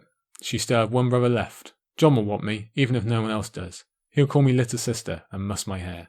Jon is Arya's one remaining rock, the one thing she can be sure of in this world. Remember, he remains her ultimate goal after everything with Sandor. She tries to get a ship north as her father meant for her so long ago at the end of this book, but gets sidetracked instead. Sandor has a goal he can't let go of, and so does Arya. So that's all the non-King's Landing chapters of the day. We've got 2 remaining. That was a good time for a quick halfway break and some funky cool music. This will be a fairly quick halfway this time. We do have 3 different notes, but 2 of them are going to be very quick. The first of which is that you can still catch Girls Gone Canon. Like I said last week, they are doing their Jaime chapters, and it just so happens that we're kind of syncing at the moment. They've just released their Jaime VIII chapter this week, which we'll be coming to at the end today. They'll soon outpace us because obviously we've got more chapters to go through. But this is another great time for comparison, and either way, you're not going to be disappointed by listening to their podcast. Not just Jaime, all the other POVs they've done already and have to come. And, they're great, full stop. So make sure you're listening to that. Second note is I'm going to be talking very quickly about Brynden B. Fish, yes, the infamous Brynden B. Fish, and his blog, Wars and Politics of Ice and Fire.wordpress.com. I'm sure you are all very, very aware of this. It's been around for a long time. Lots of essays by Brynden B. Fish, by others as well, on, like you would expect, the wars and the politics of A Song of Ice and Fire. Probably, for a lot of you, one of the first resources you came across. Certainly for me, that was the way I found all these essays and got lost in them back in the day. But I bring it up now just specifically, although there are lots and lots of things to read on there, because of one thing I'm going to be talking about a little later, and that's Kevin Lannister. Because I think a trap a lot of fans and readers fall into is thinking that Kevin Lannister is kind of like the best of the Lannisters, and he's not as bad. But Brynden B. Fish, in a fairly old essay now, makes a compelling argument why he's not. Not just an argument, he lays out why Kevin Lannister is not. And it's something I read a long time ago and has obviously kept in my mind. And like I said, I'm going to be referring to it later, so I'm just going to give you the information now so you can, if you need to refer back. It's called The Lion's Shadow, Why Kevin Lannister Doesn't Deserve His Good Rep. And obviously you will find the link and everything like I normally do. I just say go and read it. Whether you read it before the chapter coming up, read it after, whatever, doesn't matter. I'm going to be referring to it because it makes a really good point about this person that we really just kind of don't think about too much until nowish, and definitely in Feast, obviously in his epilogue. I won't give too much away, just go and read it because you need to. It's really good. But again, I'll refer to that in a minute. Third point and main point of today's halfway shout out is someone I want to shout out for no other reason really than because I want to. Because I haven't yet, and I should, because he's a great member of the fandom, he gives us a lot, and just deserves a shout out. And it's Stephen Stark, at Real Stephen Stark. You'll know him, I'm sure. He's got a great beard. Just think of the beardy one. That's who I mean. Stephen, he does a lot in the fandom. He's got 2 main things. One of them is the Here Be Dragons YouTube channel, which has videos and chats and live streams that goes across all types of nerdom, from The Expanse to Lord of the Rings. They even talk about The Princess Bride. And it's not just Stephen on that, there's also at One Questing Beast and at John Webster Film. You'll probably know them as well. There's some really good videos that you'll want to get on there. It's a great rapport between everyone. They get really down deep on, like I say, loads of different things across kind of nerd culture, if you want to call it that. And I bring it up now because I think today, in fact, is the day they drop a new video on Dunk and Egg, and specifically on the Hedge Knight. Now, if you're like me and you love Dunk and Egg and you love the Hedge Knight, then this is the video for you, isn't it? So I encourage you to go and find that. At the moment, it's their top tweet on the Here Be Dragons Twitter page, so it's a great time to dive deep on that. I'm certainly going to give it a watch, and I encourage you to as well. But that's not the only thing that Stephen does, because he also has another YouTube video series called I Know That Nerd, which I'm sure you'll agree is a great name. And in that, as you might expect, it's Stephen having a conversation with certain members of the fandom and getting to know them and certain stuff. So it's very close to how the Isle of Faces started out originally. That's the kind of thing we're into. So if you're a fan of that, you should be a fan of this as well, because he has great guests on there. Lady X Triple, I think, was the most recent. He's had Joe Magician, he's had Shakes of Thrones, he's had Sanrixian, people you've seen on the Isle, people you've heard of, Jinx the Air, lots of people that you'll know throughout the fandom for various different reasons. So I encourage you to go and check out all those streams because they're a lot of fun, and like I say, and it's very in keeping with what we like here at the Isle of Faces. So check out I Know That Nerd, check out Here Be Dragons on YouTube, check out Stephen and his wonderful beard in all of its glory. That's the shout out for today. I encourage you to give a follow and a watch and a like and all those things. So yes, that's my recommendation, and I order it, and I promise you, you will not be disappointed. So like I say, fairly quick half time today. Let's get on. We've got 2 more chapters to go as we focus in on King's Landing. And we begin with Tyrion IX. So we come to the first of what is the great downfall of Tyrion Lannister, and that's if you're ignoring the fact that he's already in prison. It's often said that George has a 3-stage reveal method, and I think we can have 3 separate stages here too. There's the trial by combat, and his eventual escape. And all of that is just one big building block of Tyrion really falling off the cliff. But we must remember that the trial actually comes in 2 parts. We'll get the majority today, for sure, with some definite kicks in Tyrion's psyche, but the real KO is yet to come in the next chapter, so we're looking forward to that. Still, today will have more than its share of difficulties, as all those suspicions that have held Tyrion back over the years come back to haunt him. Loose strings gather around his neck, Cersei makes a real move for vengeance, and Tyrion finds out he's lost even more than he originally thought. We begin in a simple tower cell, with simple Kevan Lannister informing Tyrion that his first ploy to get out of this mess is not going to work. We can see why Tyrion prefers a trial by battle. He's smart enough to know both the evidence and the judges are stacked against him. And hey, it worked in the Vale. At the very least, it can be a delay tactic, depending on who he chooses. But all that is for none, because if there is one thing we know about the late Vardis Egan, it's that he was no Gregor Clegane. And bear in mind, I don't believe Tyrion knows Jaime is back in the city just yet.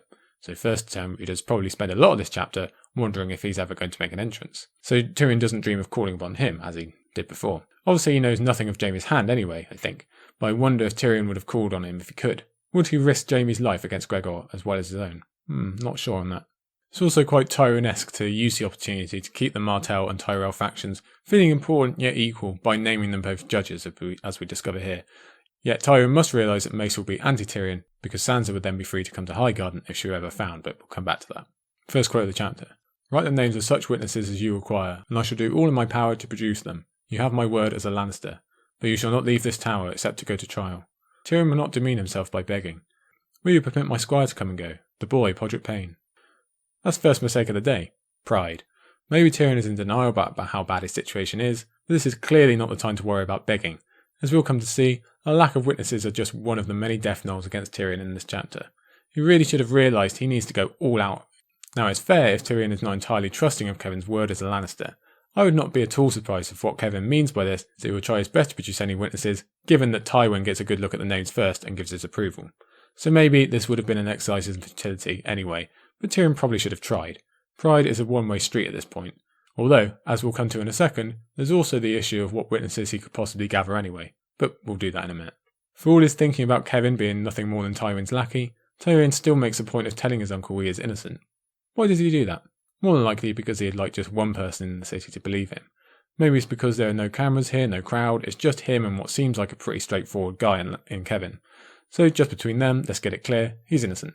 Unfortunately, Kevin sets the tone for the whole chapter. Whether he might want to believe, the evidence just points the other way, and for most people, a verdict has already been passed. So now we come to the blank list of Tyrion witnesses, which is a really effective way of showing Tyrion's long descent since Clash. When he was Hand, he might not have had friends per se, but he had plenty in his corner, either serving him or trying to gain his favour or whatever. Now, not so much.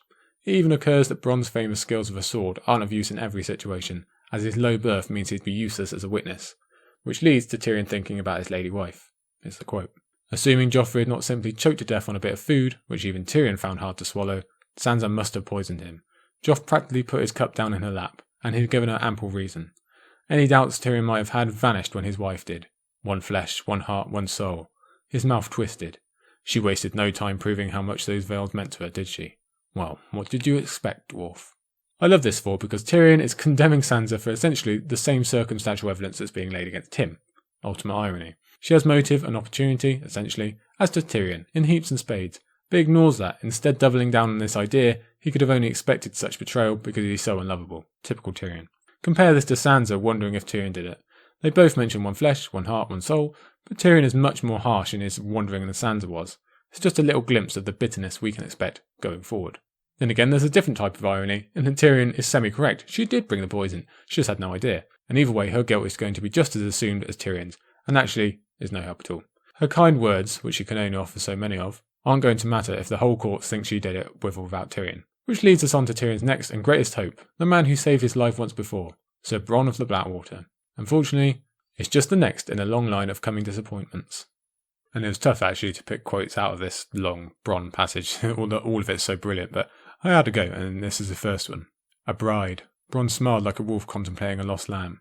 I'm to wed Lolis the day after next. Lolis.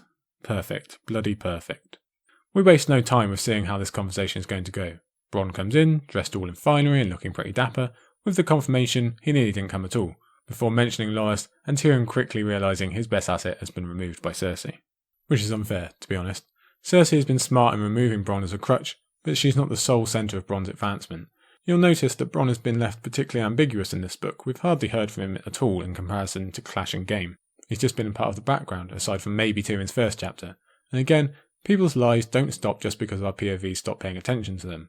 Which is what Tyrion did. He got used to Bronn, he didn't focus on him, and forgot that this is a man after gold. Which is great for Tyrion, he has, or had gold, but he's not the only one anymore, and gold isn't the only coin, if you get my meaning. It's part of that unreliable narrator syndrome that we talk about so often. Because Tyrion has been busy focusing on Cersei and Joffrey or dealing with his two lady friends, he's failed to notice that Bronn might have wanted a bit more than payment.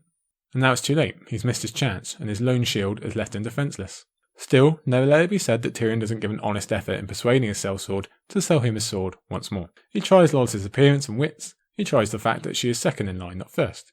He tries to make Gregor's not seem so intimidating, and he finally tries to test Bronn's ego by suggesting he's a coward. But there are no old, bold sellsword, as we were once told, and Bronn has an answer for every jab. If he didn't fight me, I'd be a bloody fool, Bronn gave a shrug. Might be I could take him, dance around him until he was so tired at hacking at me that he couldn't lift his sword, get him off his feet somehow. When they're flat on their backs, it doesn't matter how tall they are. Even so, it's chancy. One misstep and I'm dead. Why should I risk it? I like you well enough, ugly little whoreson that you are, but if I fight your battle, I lose either way. Either the mountain spills my guts, or I kill him and lose Stokeworth. I sell my sword, I don't give it away. I'm not your bloody brother. Essentially, Bronn figured out it was worth coming to see Tyrion just on the off chance he can offer something worthy of fighting Gregor again, but the fact is, he can't. As he said earlier, Tyrion is all ifs and buts at this point.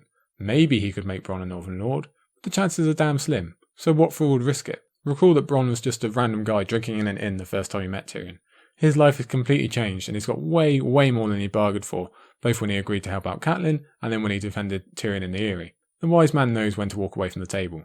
This quote we've just mentioned is interesting because, as we know, Bronn knows his stuff. And it just so happens this is exactly how Oberyn very nearly defeats Gregor, but that one step is all it takes. So Bronn actually was smart enough to foresee that this can only end badly, whatever the outcome if we were to help Tyrion. There's just no sense to it. Bronn hesitated at the door. What will you do, imp? Kill Gregor myself. Wouldn't that make for a jolly song? I hope to hear them sing it. Bronn grinned one last time and walked out of the door, the castle, and his life. More cannon fodder for Tyrion to be bitter about. Except note that he's not nearly so angry with Bronn as he is with Sansa. I wonder if that says something about his attitudes to women. The truth is, Bronn does like Tyrion as he says, and Tyrion does like Bronn, but they are work buddies and nothing more. I understand why this state of affairs upsets Tyrion. No one would only want friends because they can be paid, but Bronn's in the same boat. Would Tyrion care about him in the slightest if he was useless with a sword? No, it's a working relationship. This is King's Landing, folks. So not a good start for Tyrion overall. Complete lack of witnesses, one safety net removed, and no ideas of what to do, which is a rarity for Tyrion, and all that results in a pretty rough night where, with the future so uncertain, Tyrion chooses to think on his past instead. But what does he focus on? Those he once thought he could rely on, only to find out different. Tysha, Sansa, Bronn, even Shae. He's unsure about everything, trusts nothing, and probably knows things are only going to get worse. Now, if Kevin Lannister is considered a neutral, or best Lannister by Tyrion, which he shouldn't, which is why I referenced our earlier essay by Brendan Beefish, The Lion's Shadow, I encourage you to read that either before or after, because Kevin is awful, is the bottom line, and that essay will prove to you why, if you don't already think that. But either way, we get a repeat of that role, with Adam Marbrand being the one to escort Tyrion to the trial. People like Adam Marbrand generally, but he's involved in this slide as well, as he brings more signs by his very presence. The King's Guard being lined up against Tyrion is not a good sign. They are supposed to represent virtue and truth and honour. Now we know what the reality is of that, but symbols are what matters here. This is a game of optics. Optics, I'm going to be using that word a lot during this trial. So what better way to paint a villain by kicking off with symbols of good and honesty? Once the trial starts, Cersei doubles down on this idea by putting Balon Swann in first. We've called him a top bloke because it's pretty clear he is. He's one of the rare Kingsguard who does believe in his role and his oaths and sticks by them. He even says some words in defence of Tyrion. But that's a clever tactic. Start out with that so any bias isn't obvious and people suppose that this is fair. Plus, Balon Swann is known to be a good and honest man, like we've said. The judges and the assembled crowd might start off with the intention to be fair, although they probably don't, so we have honest Balon Swan to carry them through that era. As we go, they'll become more interested in stories that fit the narrative as they get bored, so we can have that stuff come later. Because Balon is good, but he's so good that he's honest, till a letter. He goes over what Tyrion did to Joffrey after the mob riots, which sounds really bad when you don't have context or the rest of the information, and that's with someone trying to be fair. So how about when someone is actually out to get you and is willing to exploit those optics? Balon was Tyrion's best hope, but Meryn and Boris are very different levels entirely. And again, what stings so much about their words is so much of it is actually technically true. Outright lies would be easier for Tyrion to handle, although we soon get into pure embellishment as we move further down the line with Sir Osmond. Although to be fair, Joffrey might well have said all that to Osmond, whether off his own back or on Cersei's advice, we don't know. Quick quote here. "No," Lord Tywin said. "He was acting hand, in my stead." Classic. Tywin can't even let it go when Tyrion is essentially in chains. These Lannisters and their ego. Tywin has to get the little jab in there on Tyrion. Just, whatever. Let's take 2 steps back from the Kingsguard, back to the opening of the trial, when the issue of Sansa was raised. Did Sansa Stark do it then? Lord Tyrell demanded. I would have, if I'd been her, Tyrion thought. Yet wherever Sansa was, and whatever her part in this might have been, she remained his wife. He had wrapped the cloak of his protection about her shoulders, though he'd had to stand on a fool's back to do it.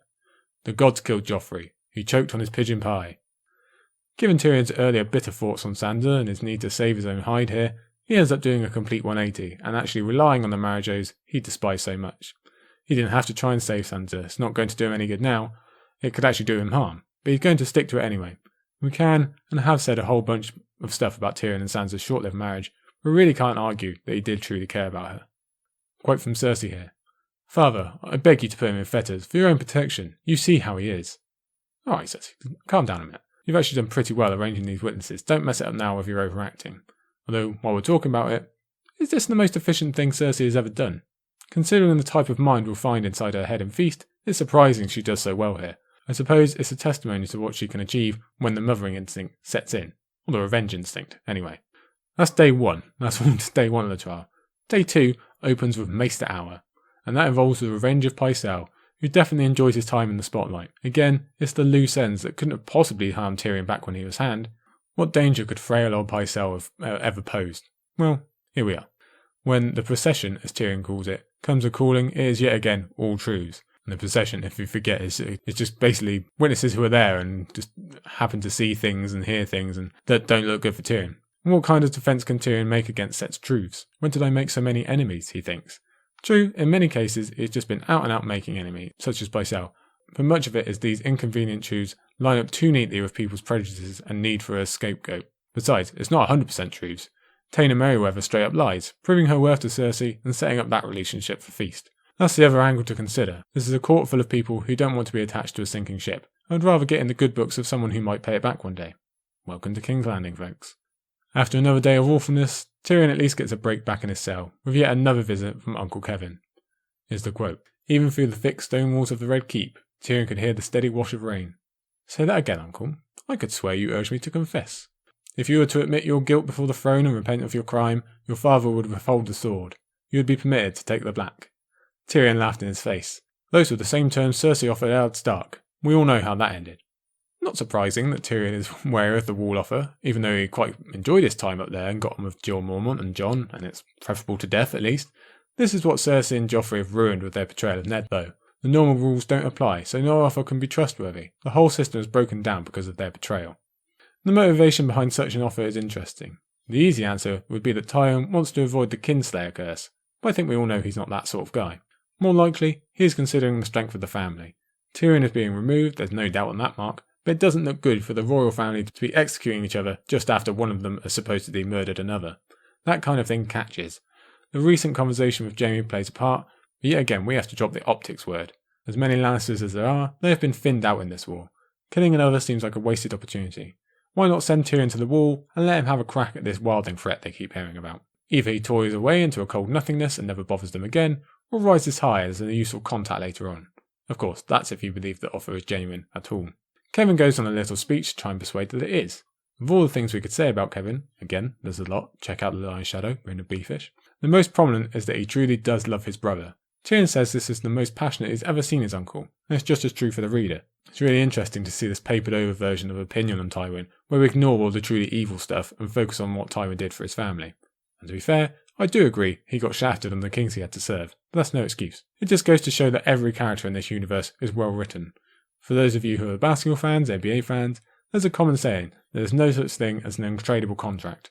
It's the same here. There's no character in A Song of Ice and Fire that George can't make another character sympathise with his superior writing. That's his genius. Another quote from Kevin here. And if you are blameless, there is fighting in the north, I know, but even so it will be a safer place for you than King's Landing, whatever the outcome of this trial. The mob is convinced of your guilt. Were you so foolish as to venture out into the streets, they would tear you limb from limb. Kevin makes a really good point about this not ending even if Tyrion somehow got out of the trial. No matter the mob outside, Cersei is inside, and there is no way she is going to rest now, and she certainly seems to have the friends to help her out at the moment, whereas Tyrion has nothing. He would almost certainly be removed from his small council position. I don't imagine he'd be allowed near Tommen in any capacity, just in case, and his bride is gone too. That jaunt around the three cities he mentioned last week seems like an even better idea. Were he to be declared not guilty, could he really see himself living out the week? Kevin's speech and passion nearly get through, and we're allowed a few moments to imagine what Tyrion on the wall would actually look like. In fairness, it'd be one of the best times for him to arrive. He's friendly with the boy who's about to be Lord Commander, and the Night's Watch is in no state to turn anyone away or waste their potential talents. Depending on when he arrived, Tyrion would be a beyond valuable asset in terms of just getting the Watch into shape, let alone planning to repel Mance or the others, for a multitude of reasons that we already know about. But that's looking at it in a vacuum. What if Tyrion got up there roughly the same time as Stannis? Wouldn't that be an interesting interaction between the two main combatants of the Battle of the Blackwater, or between the man who deployed the wildfire and the man who lost his sons to it? And then timing it's even more interesting. If they meet before Tyrion has a chance to say his oaths, does Stannis try to punish him for the battle, or does he have a room in his camp for a proven commander he evidently respects, and now bears a major grudge against the family Stannis will one day have to deal with? Alas alarms all over. Somebody get on the fanfiction for that one, please. They will call me Kinslayer till the end of my days. For 1,000 years or more, if I am remembered at all, it will be as the monstrous dwarf who poisoned his young nephew at his wedding feast. Is there a better line for relating Tyrion to Jaime? Alright, we were missing a G from the word Tyrion is focusing on, but it's the same principle. Once upon a rebellion, Jaime held a sword in his hand and had to make a decision. He could kill his king and be labelled for the rest of his life, or he could not. He made a choice and stuck with it. Tyrion seems unwilling to do the same. Now in fairness, there isn't the city to save with a sword this time round. Joff is already dead, so Tyrion is lacking an incentive here. But I think the point he's missing is that this scenario he's imagining is already happening. Whether he's executed, gets sent to the wall, or even if he escapes. This is how he's going to be remembered. But ultimately, it isn't the reputation that bothers him, it's in not being able to trust his father. The risk is just too big. So we head to day 3 of the trials, and really, is it not surprising that a verdict hasn't already been reached? Even without Varys and what comes in his next chapter, the evidence is pretty damn stacked and obvious. I'm split by it being Tyrion's high birth affording more evidence, or if Tywin is just enjoying putting his son through this. And this time, we go straight for a big hitter, an essential nail in the coffin that takes up the entire day, when Varys not only tells all these tales, but actually provides written accounts of the whole things. And that's pretty new, having written evidence has never been mentioned before.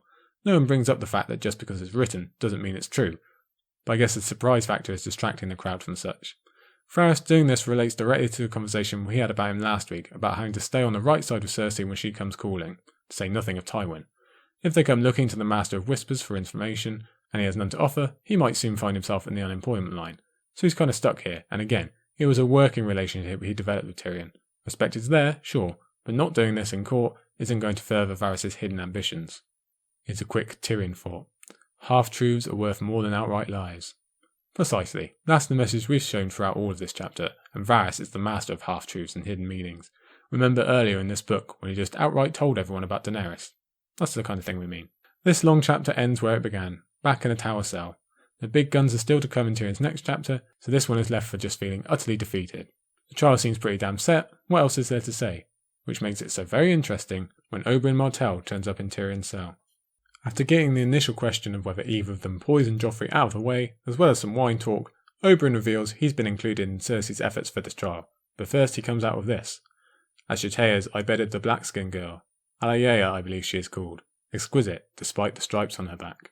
If you want to hear a source willing to dish dirty on Cersei, as well as having information on Tyrion, this is a pretty good place to start, so I wonder how much of an influence Alayea was, but the point Oberyn's making is that, like Bronn, Cersei has made a certain offer. This time it's marriage, ironic considering Tywin was already going to betroth Cersei to Oberyn. Luckily, Tyrion gets his first good news of the day when Oberyn uses the tale of Dornish history to get his answer across. "I know the tale," said Tyrion. "What of it?" "Just this. If I should ever find a sash beside my own bed, and pull on it, I would sooner have the scorpions fall upon me than the queen in all her naked beauty." Oberyn also makes a really good point about how he could have been accused if Tyrion wasn't, but the difference is he has allies, Tyrion doesn't. Even if there wasn't this sibling rivalry on history and prophecy that we're yet to learn about, that guaranteed Cersei looking at Tyrion and only Tyrion, Oberyn has men with him in the city, and all of Dorne boiling down there in the south. To accuse him would have been a bloodbath. Though, given what we come to know of Doran, what would his reaction have been if that had actually happened? I lean towards him actually being more proactive in this situation. He doesn't rush in after Oberyn's death because he doesn't want to waste any further life, but if there's still a chance to save Oberyn, I say he makes a big move. But the point Oberyn bleeds into here is actually the setting up of Arianne's feast plotline, when he mentions the possibility of crowning Myrcella and dividing the Lannister family even further. Clearly, this is where the idea originated for Arianne and the others, but it never gets far enough for Cersei to have to choose between her children, which would have been pretty fascinating to say the least. It's also a great reminder about Myrcella being down there in the first place. We've spoken a lot about Tyrion's loose ends and former seeds coming back to hurt him, but Oberyn and the Dornish wouldn't be here to save him at all if not for the deal that he struck all the way back in Clash. It's nice for one seed to come back good. "Your father," said Prince Oberyn, "may not live forever." Something about the way he said it made the hairs on the back of Tyrion's neck bristle. Suddenly he was mindful of Elia again, and all that Oberyn had said as they crossed the field of ashes. He wants the head that spoke the words, not just the hand that swung the sword. Oh yes, now we're sitting up and paying attention. Another Oberyn quote here. "Is it treason to say a man is mortal? Valar Morghulis was how they said it in Valyria of old. All men must die, and the doom came and proved it true." Surprisingly, we never learnt from Jaqen H'ghar what Valar Morghulis actually meant. Yet this is not the first time we've heard the phrase in Storm of Swords. Can you guess the first time? It was Mance Rayder in Jon's opening chapter of the book. Why did he say it? He was singing The Dornishman's Wife. What an absolutely brilliant connection that is, from the first mention to a Dornishman now giving us the translation so much later. That's a pure George genius moment there. Daenerys also does mention it in Dany 3, but it's not explicitly clear it's the translation for Valar Morghulis. For what it's worth, Ygritte also says it to Jon, so perhaps it's just that she heard Mance singing. Anyway, back to the main point here, with another quote. "It was Sir Gregor again who smashed Prince Aegon's head against the wall and raped your sister Elia with his blood and brains still on his hands. What is this now? Truth from a Lannister?" Oberyn smiled coldly. "Your father gave the commands, yes?" "No. He spoke the lie without hesitation, and never stopped to ask himself why he should." So the reason for Oberyn's visit is now out on the open, and exactly as Tyrion predicted now that we're talking about the rebellion explicitly. But when it comes down to it, Tyrion still lies and tries to cover for Tywin, despite it all, without even knowing why. It's the same as when he walked towards a grieving Cersei instead of leaving. That's how deep these family bonds go.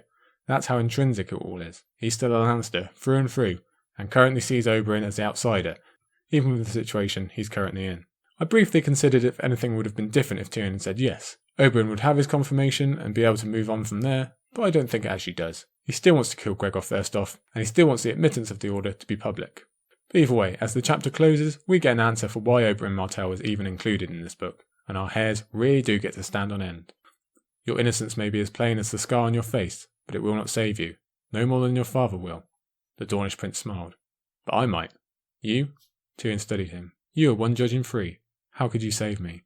"Not as your judge, as your champion." What a cliffhanger ending. Tyrion seemed dead and buried only for this sudden spark of hope to appear at the very end, and it's a spark we've been incredibly intrigued by ever since he showed up. We've heard tales of his intellect, his sexual appetites, and of his supreme fighting skill. Well, the first 2 have turned out to be true. Why not the third? The possibility of Gregor actually falling to this mysterious but well built up character really has the blood going after all we've seen and heard of the Mountain in Arya's chapters, to say nothing of his past. But it also comes one chapter after Sandor thinking about Gregor's comeuppance, so there's some more nice chapter sequencing going on. But at this moment, I'd think it very hard to think about other upcoming chapters at all, given the cliffhanger. Clearly, we all really want to see this dude fight, especially when he's taking on one of the biggest villains of the entire series. But we shall have to wait. As we move on to our final chapter of the day, still in King's Landing, Jaime VIII. Oh so cruelly, George is going to make us wait for advancement in the Tyrion chapter, although the first-time reader might have held out hope that this was not the case, as we don't yet leave King's Landing. A first-timer might have hoped that we were about to see this trial by combat through Jaime's eyes, which would have been incredibly interesting, in the same way we saw his original through Catelyn's back at the Eyrie. Alas, the first time to be disappointed, as this chapter is used to focus on Jaime going all in on his assuming command of the Kingsguard and this new life path he has chosen for himself. However, before we get to the Kingsguard stuff, we do learn that Jaime has actually been present at the trial and hearing all of the evidence. He's just been keeping to the back and sticking with this ghostly theme of hardly being recognised in the city in which he was once famous. His family similarly ghost him, which is handy for pushing him all the more into his Lord Commander mindset. But also, it's lonely. I'd love to know what difference it would have made for Tyrion to recognise his brother in the crowd, or even what difference it would have made for Jaime, but for now, he has another focus in mind. The room was round, its walls of whitewashed stone hung with white woolen tapestries. It formed the first floor of White Sword Tower. Obviously, the descriptions we get of White Sword Tower were of particular interest to me when writing the Castles book, but this is interesting to any reader. It's a key section to Red Keep we've hardly heard any mention of throughout the books, but are now granted open access to, and consider its importance throughout history. Even before the World Book or Fire and Blood, we knew so many of the tales that would have seen a major playtime in this very room and this very tower. But with those books, our heads are nearly exploding. Cast your minds back through Fire and Blood. Pick out one of your favourite Kingsguard stories, or even one of the most infamous.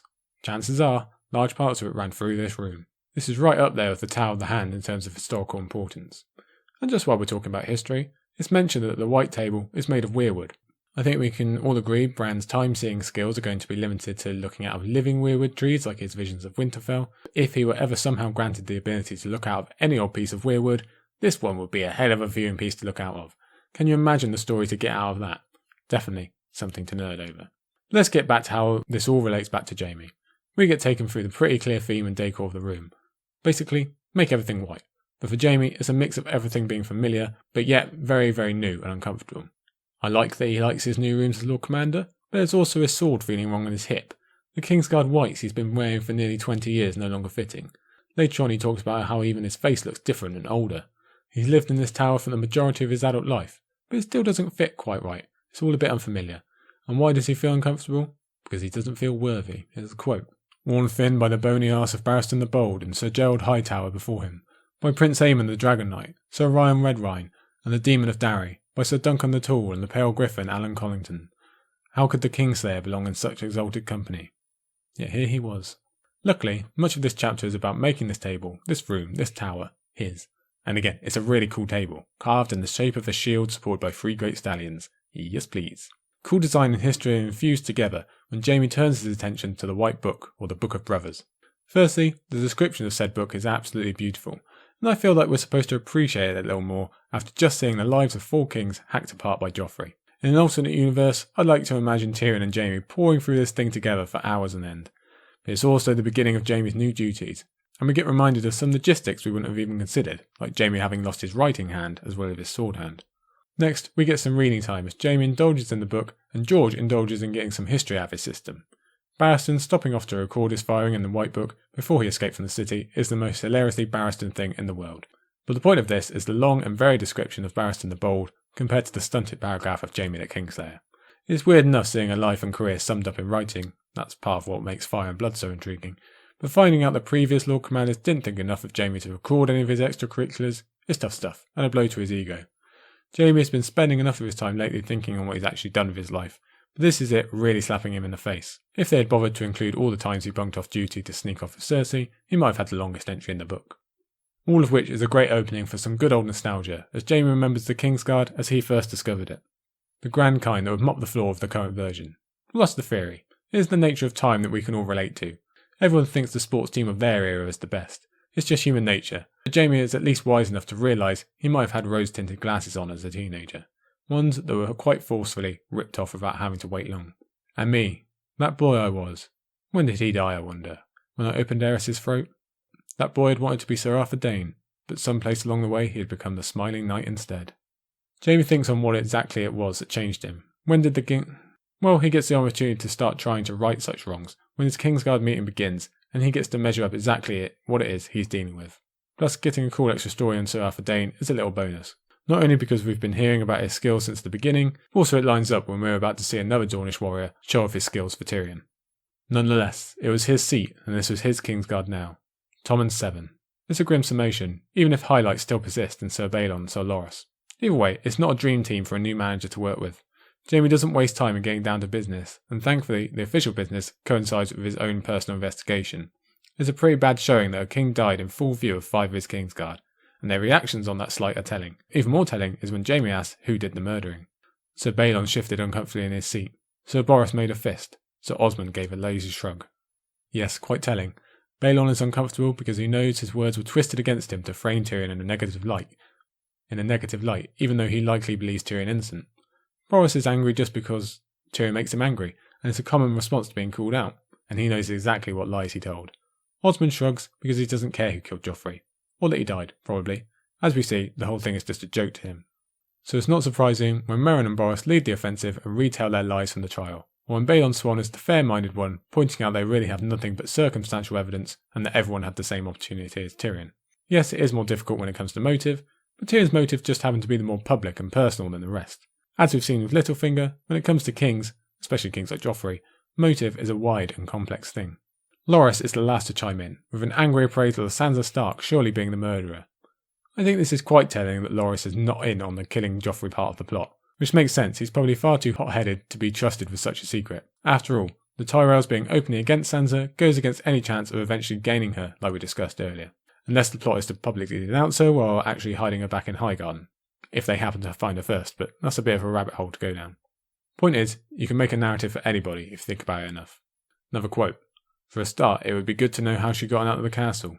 Varys may have a notion or two about that. No one knew the Red Keep better than the eunuch. So that's just a quick side note there, setting up the seeds for how Jaime will come to recruit Varys for Tyrion's escape later. But Jaime quickly tires of listening and moves into saying, whatever he does, Joffrey is dead. There's a new job now, keeping Tommen alive, so he'd best get on with it. These 5 were not the brothers he would have chosen, but they were the brothers he had. The time had come to take them in hand. Jaime has several choices in terms of his leadership style, and how he chooses to bridge this gap between the old and the new. He needs to establish dominance and authority as we discussed in our last Jaime chapter, but also can't risk having an even split or even mutiny, especially when he's been absent for so long, when he is actually the outsider, and when any of them could currently defeat him in a duel. So what to do? Play nice? Build it up? Jaime doesn't opt for those, and instead goes for the choices that will likely get the job done best. This isn't a popularity contest he's interested in, it's a duty. At the first gate of Boros Blount, everything that could be used against him is. It's a sound decision to punish Boros by making him a food taster. He's let himself go physically, and proven he cares not for the protection of the royal family with the Tommen fiasco. If Jaime lets that slide, then the precedent is open for all of them to do whatever they wish. But Boros is actually smart enough to hit on the 2 points that can provide the greatest challenge to Jaime's authority, his killing of Aerys and the loss of a hand. Basically, Boros is accusing Jaime of hypocrisy on 2 counts. You can't tell someone they are not a good Kingsguard when you yourself have broken the baseline law of what the Kingsguard is. You made the ultimate betrayal. In the same way, you can't tell someone they are unfit to guard the king when you can't even wield a sword anymore. Although I actually think Boros is merely using the word cripple as an insult, and to suggest Jaime is now a lower station than he is, rather than anything else. But Boros is kind of on the money. It would be very easy for the others to start echoing this if they liked, so Jaime has to make a retort, and quickly. He's really only got the one choice. Jaime smiled. I agree. I am as unfit to guard the king as you are. So draw that sword you're fondling, and we shall see how your 2 hands fare against my 1. At the end, one of us will be dead, and the Kingsguard will be improved. He rose. Or, if you would prefer, you may return to your duties. Jaime has to attack head-on. This is a symbolic argument between the 2, and it needs to be nipped in the bud immediately. Jaime knows Boros, knows he's a coward, and uses his own famous skill to bounce the challenge right back to him. It all balances on a pinhead for a second, because Jaime truly knows this is him just making a face. This is just the facade of making it look like you know what you are doing, that you are actually capable. Welcome to an office of responsibility, Jaime. That's pretty much how it goes.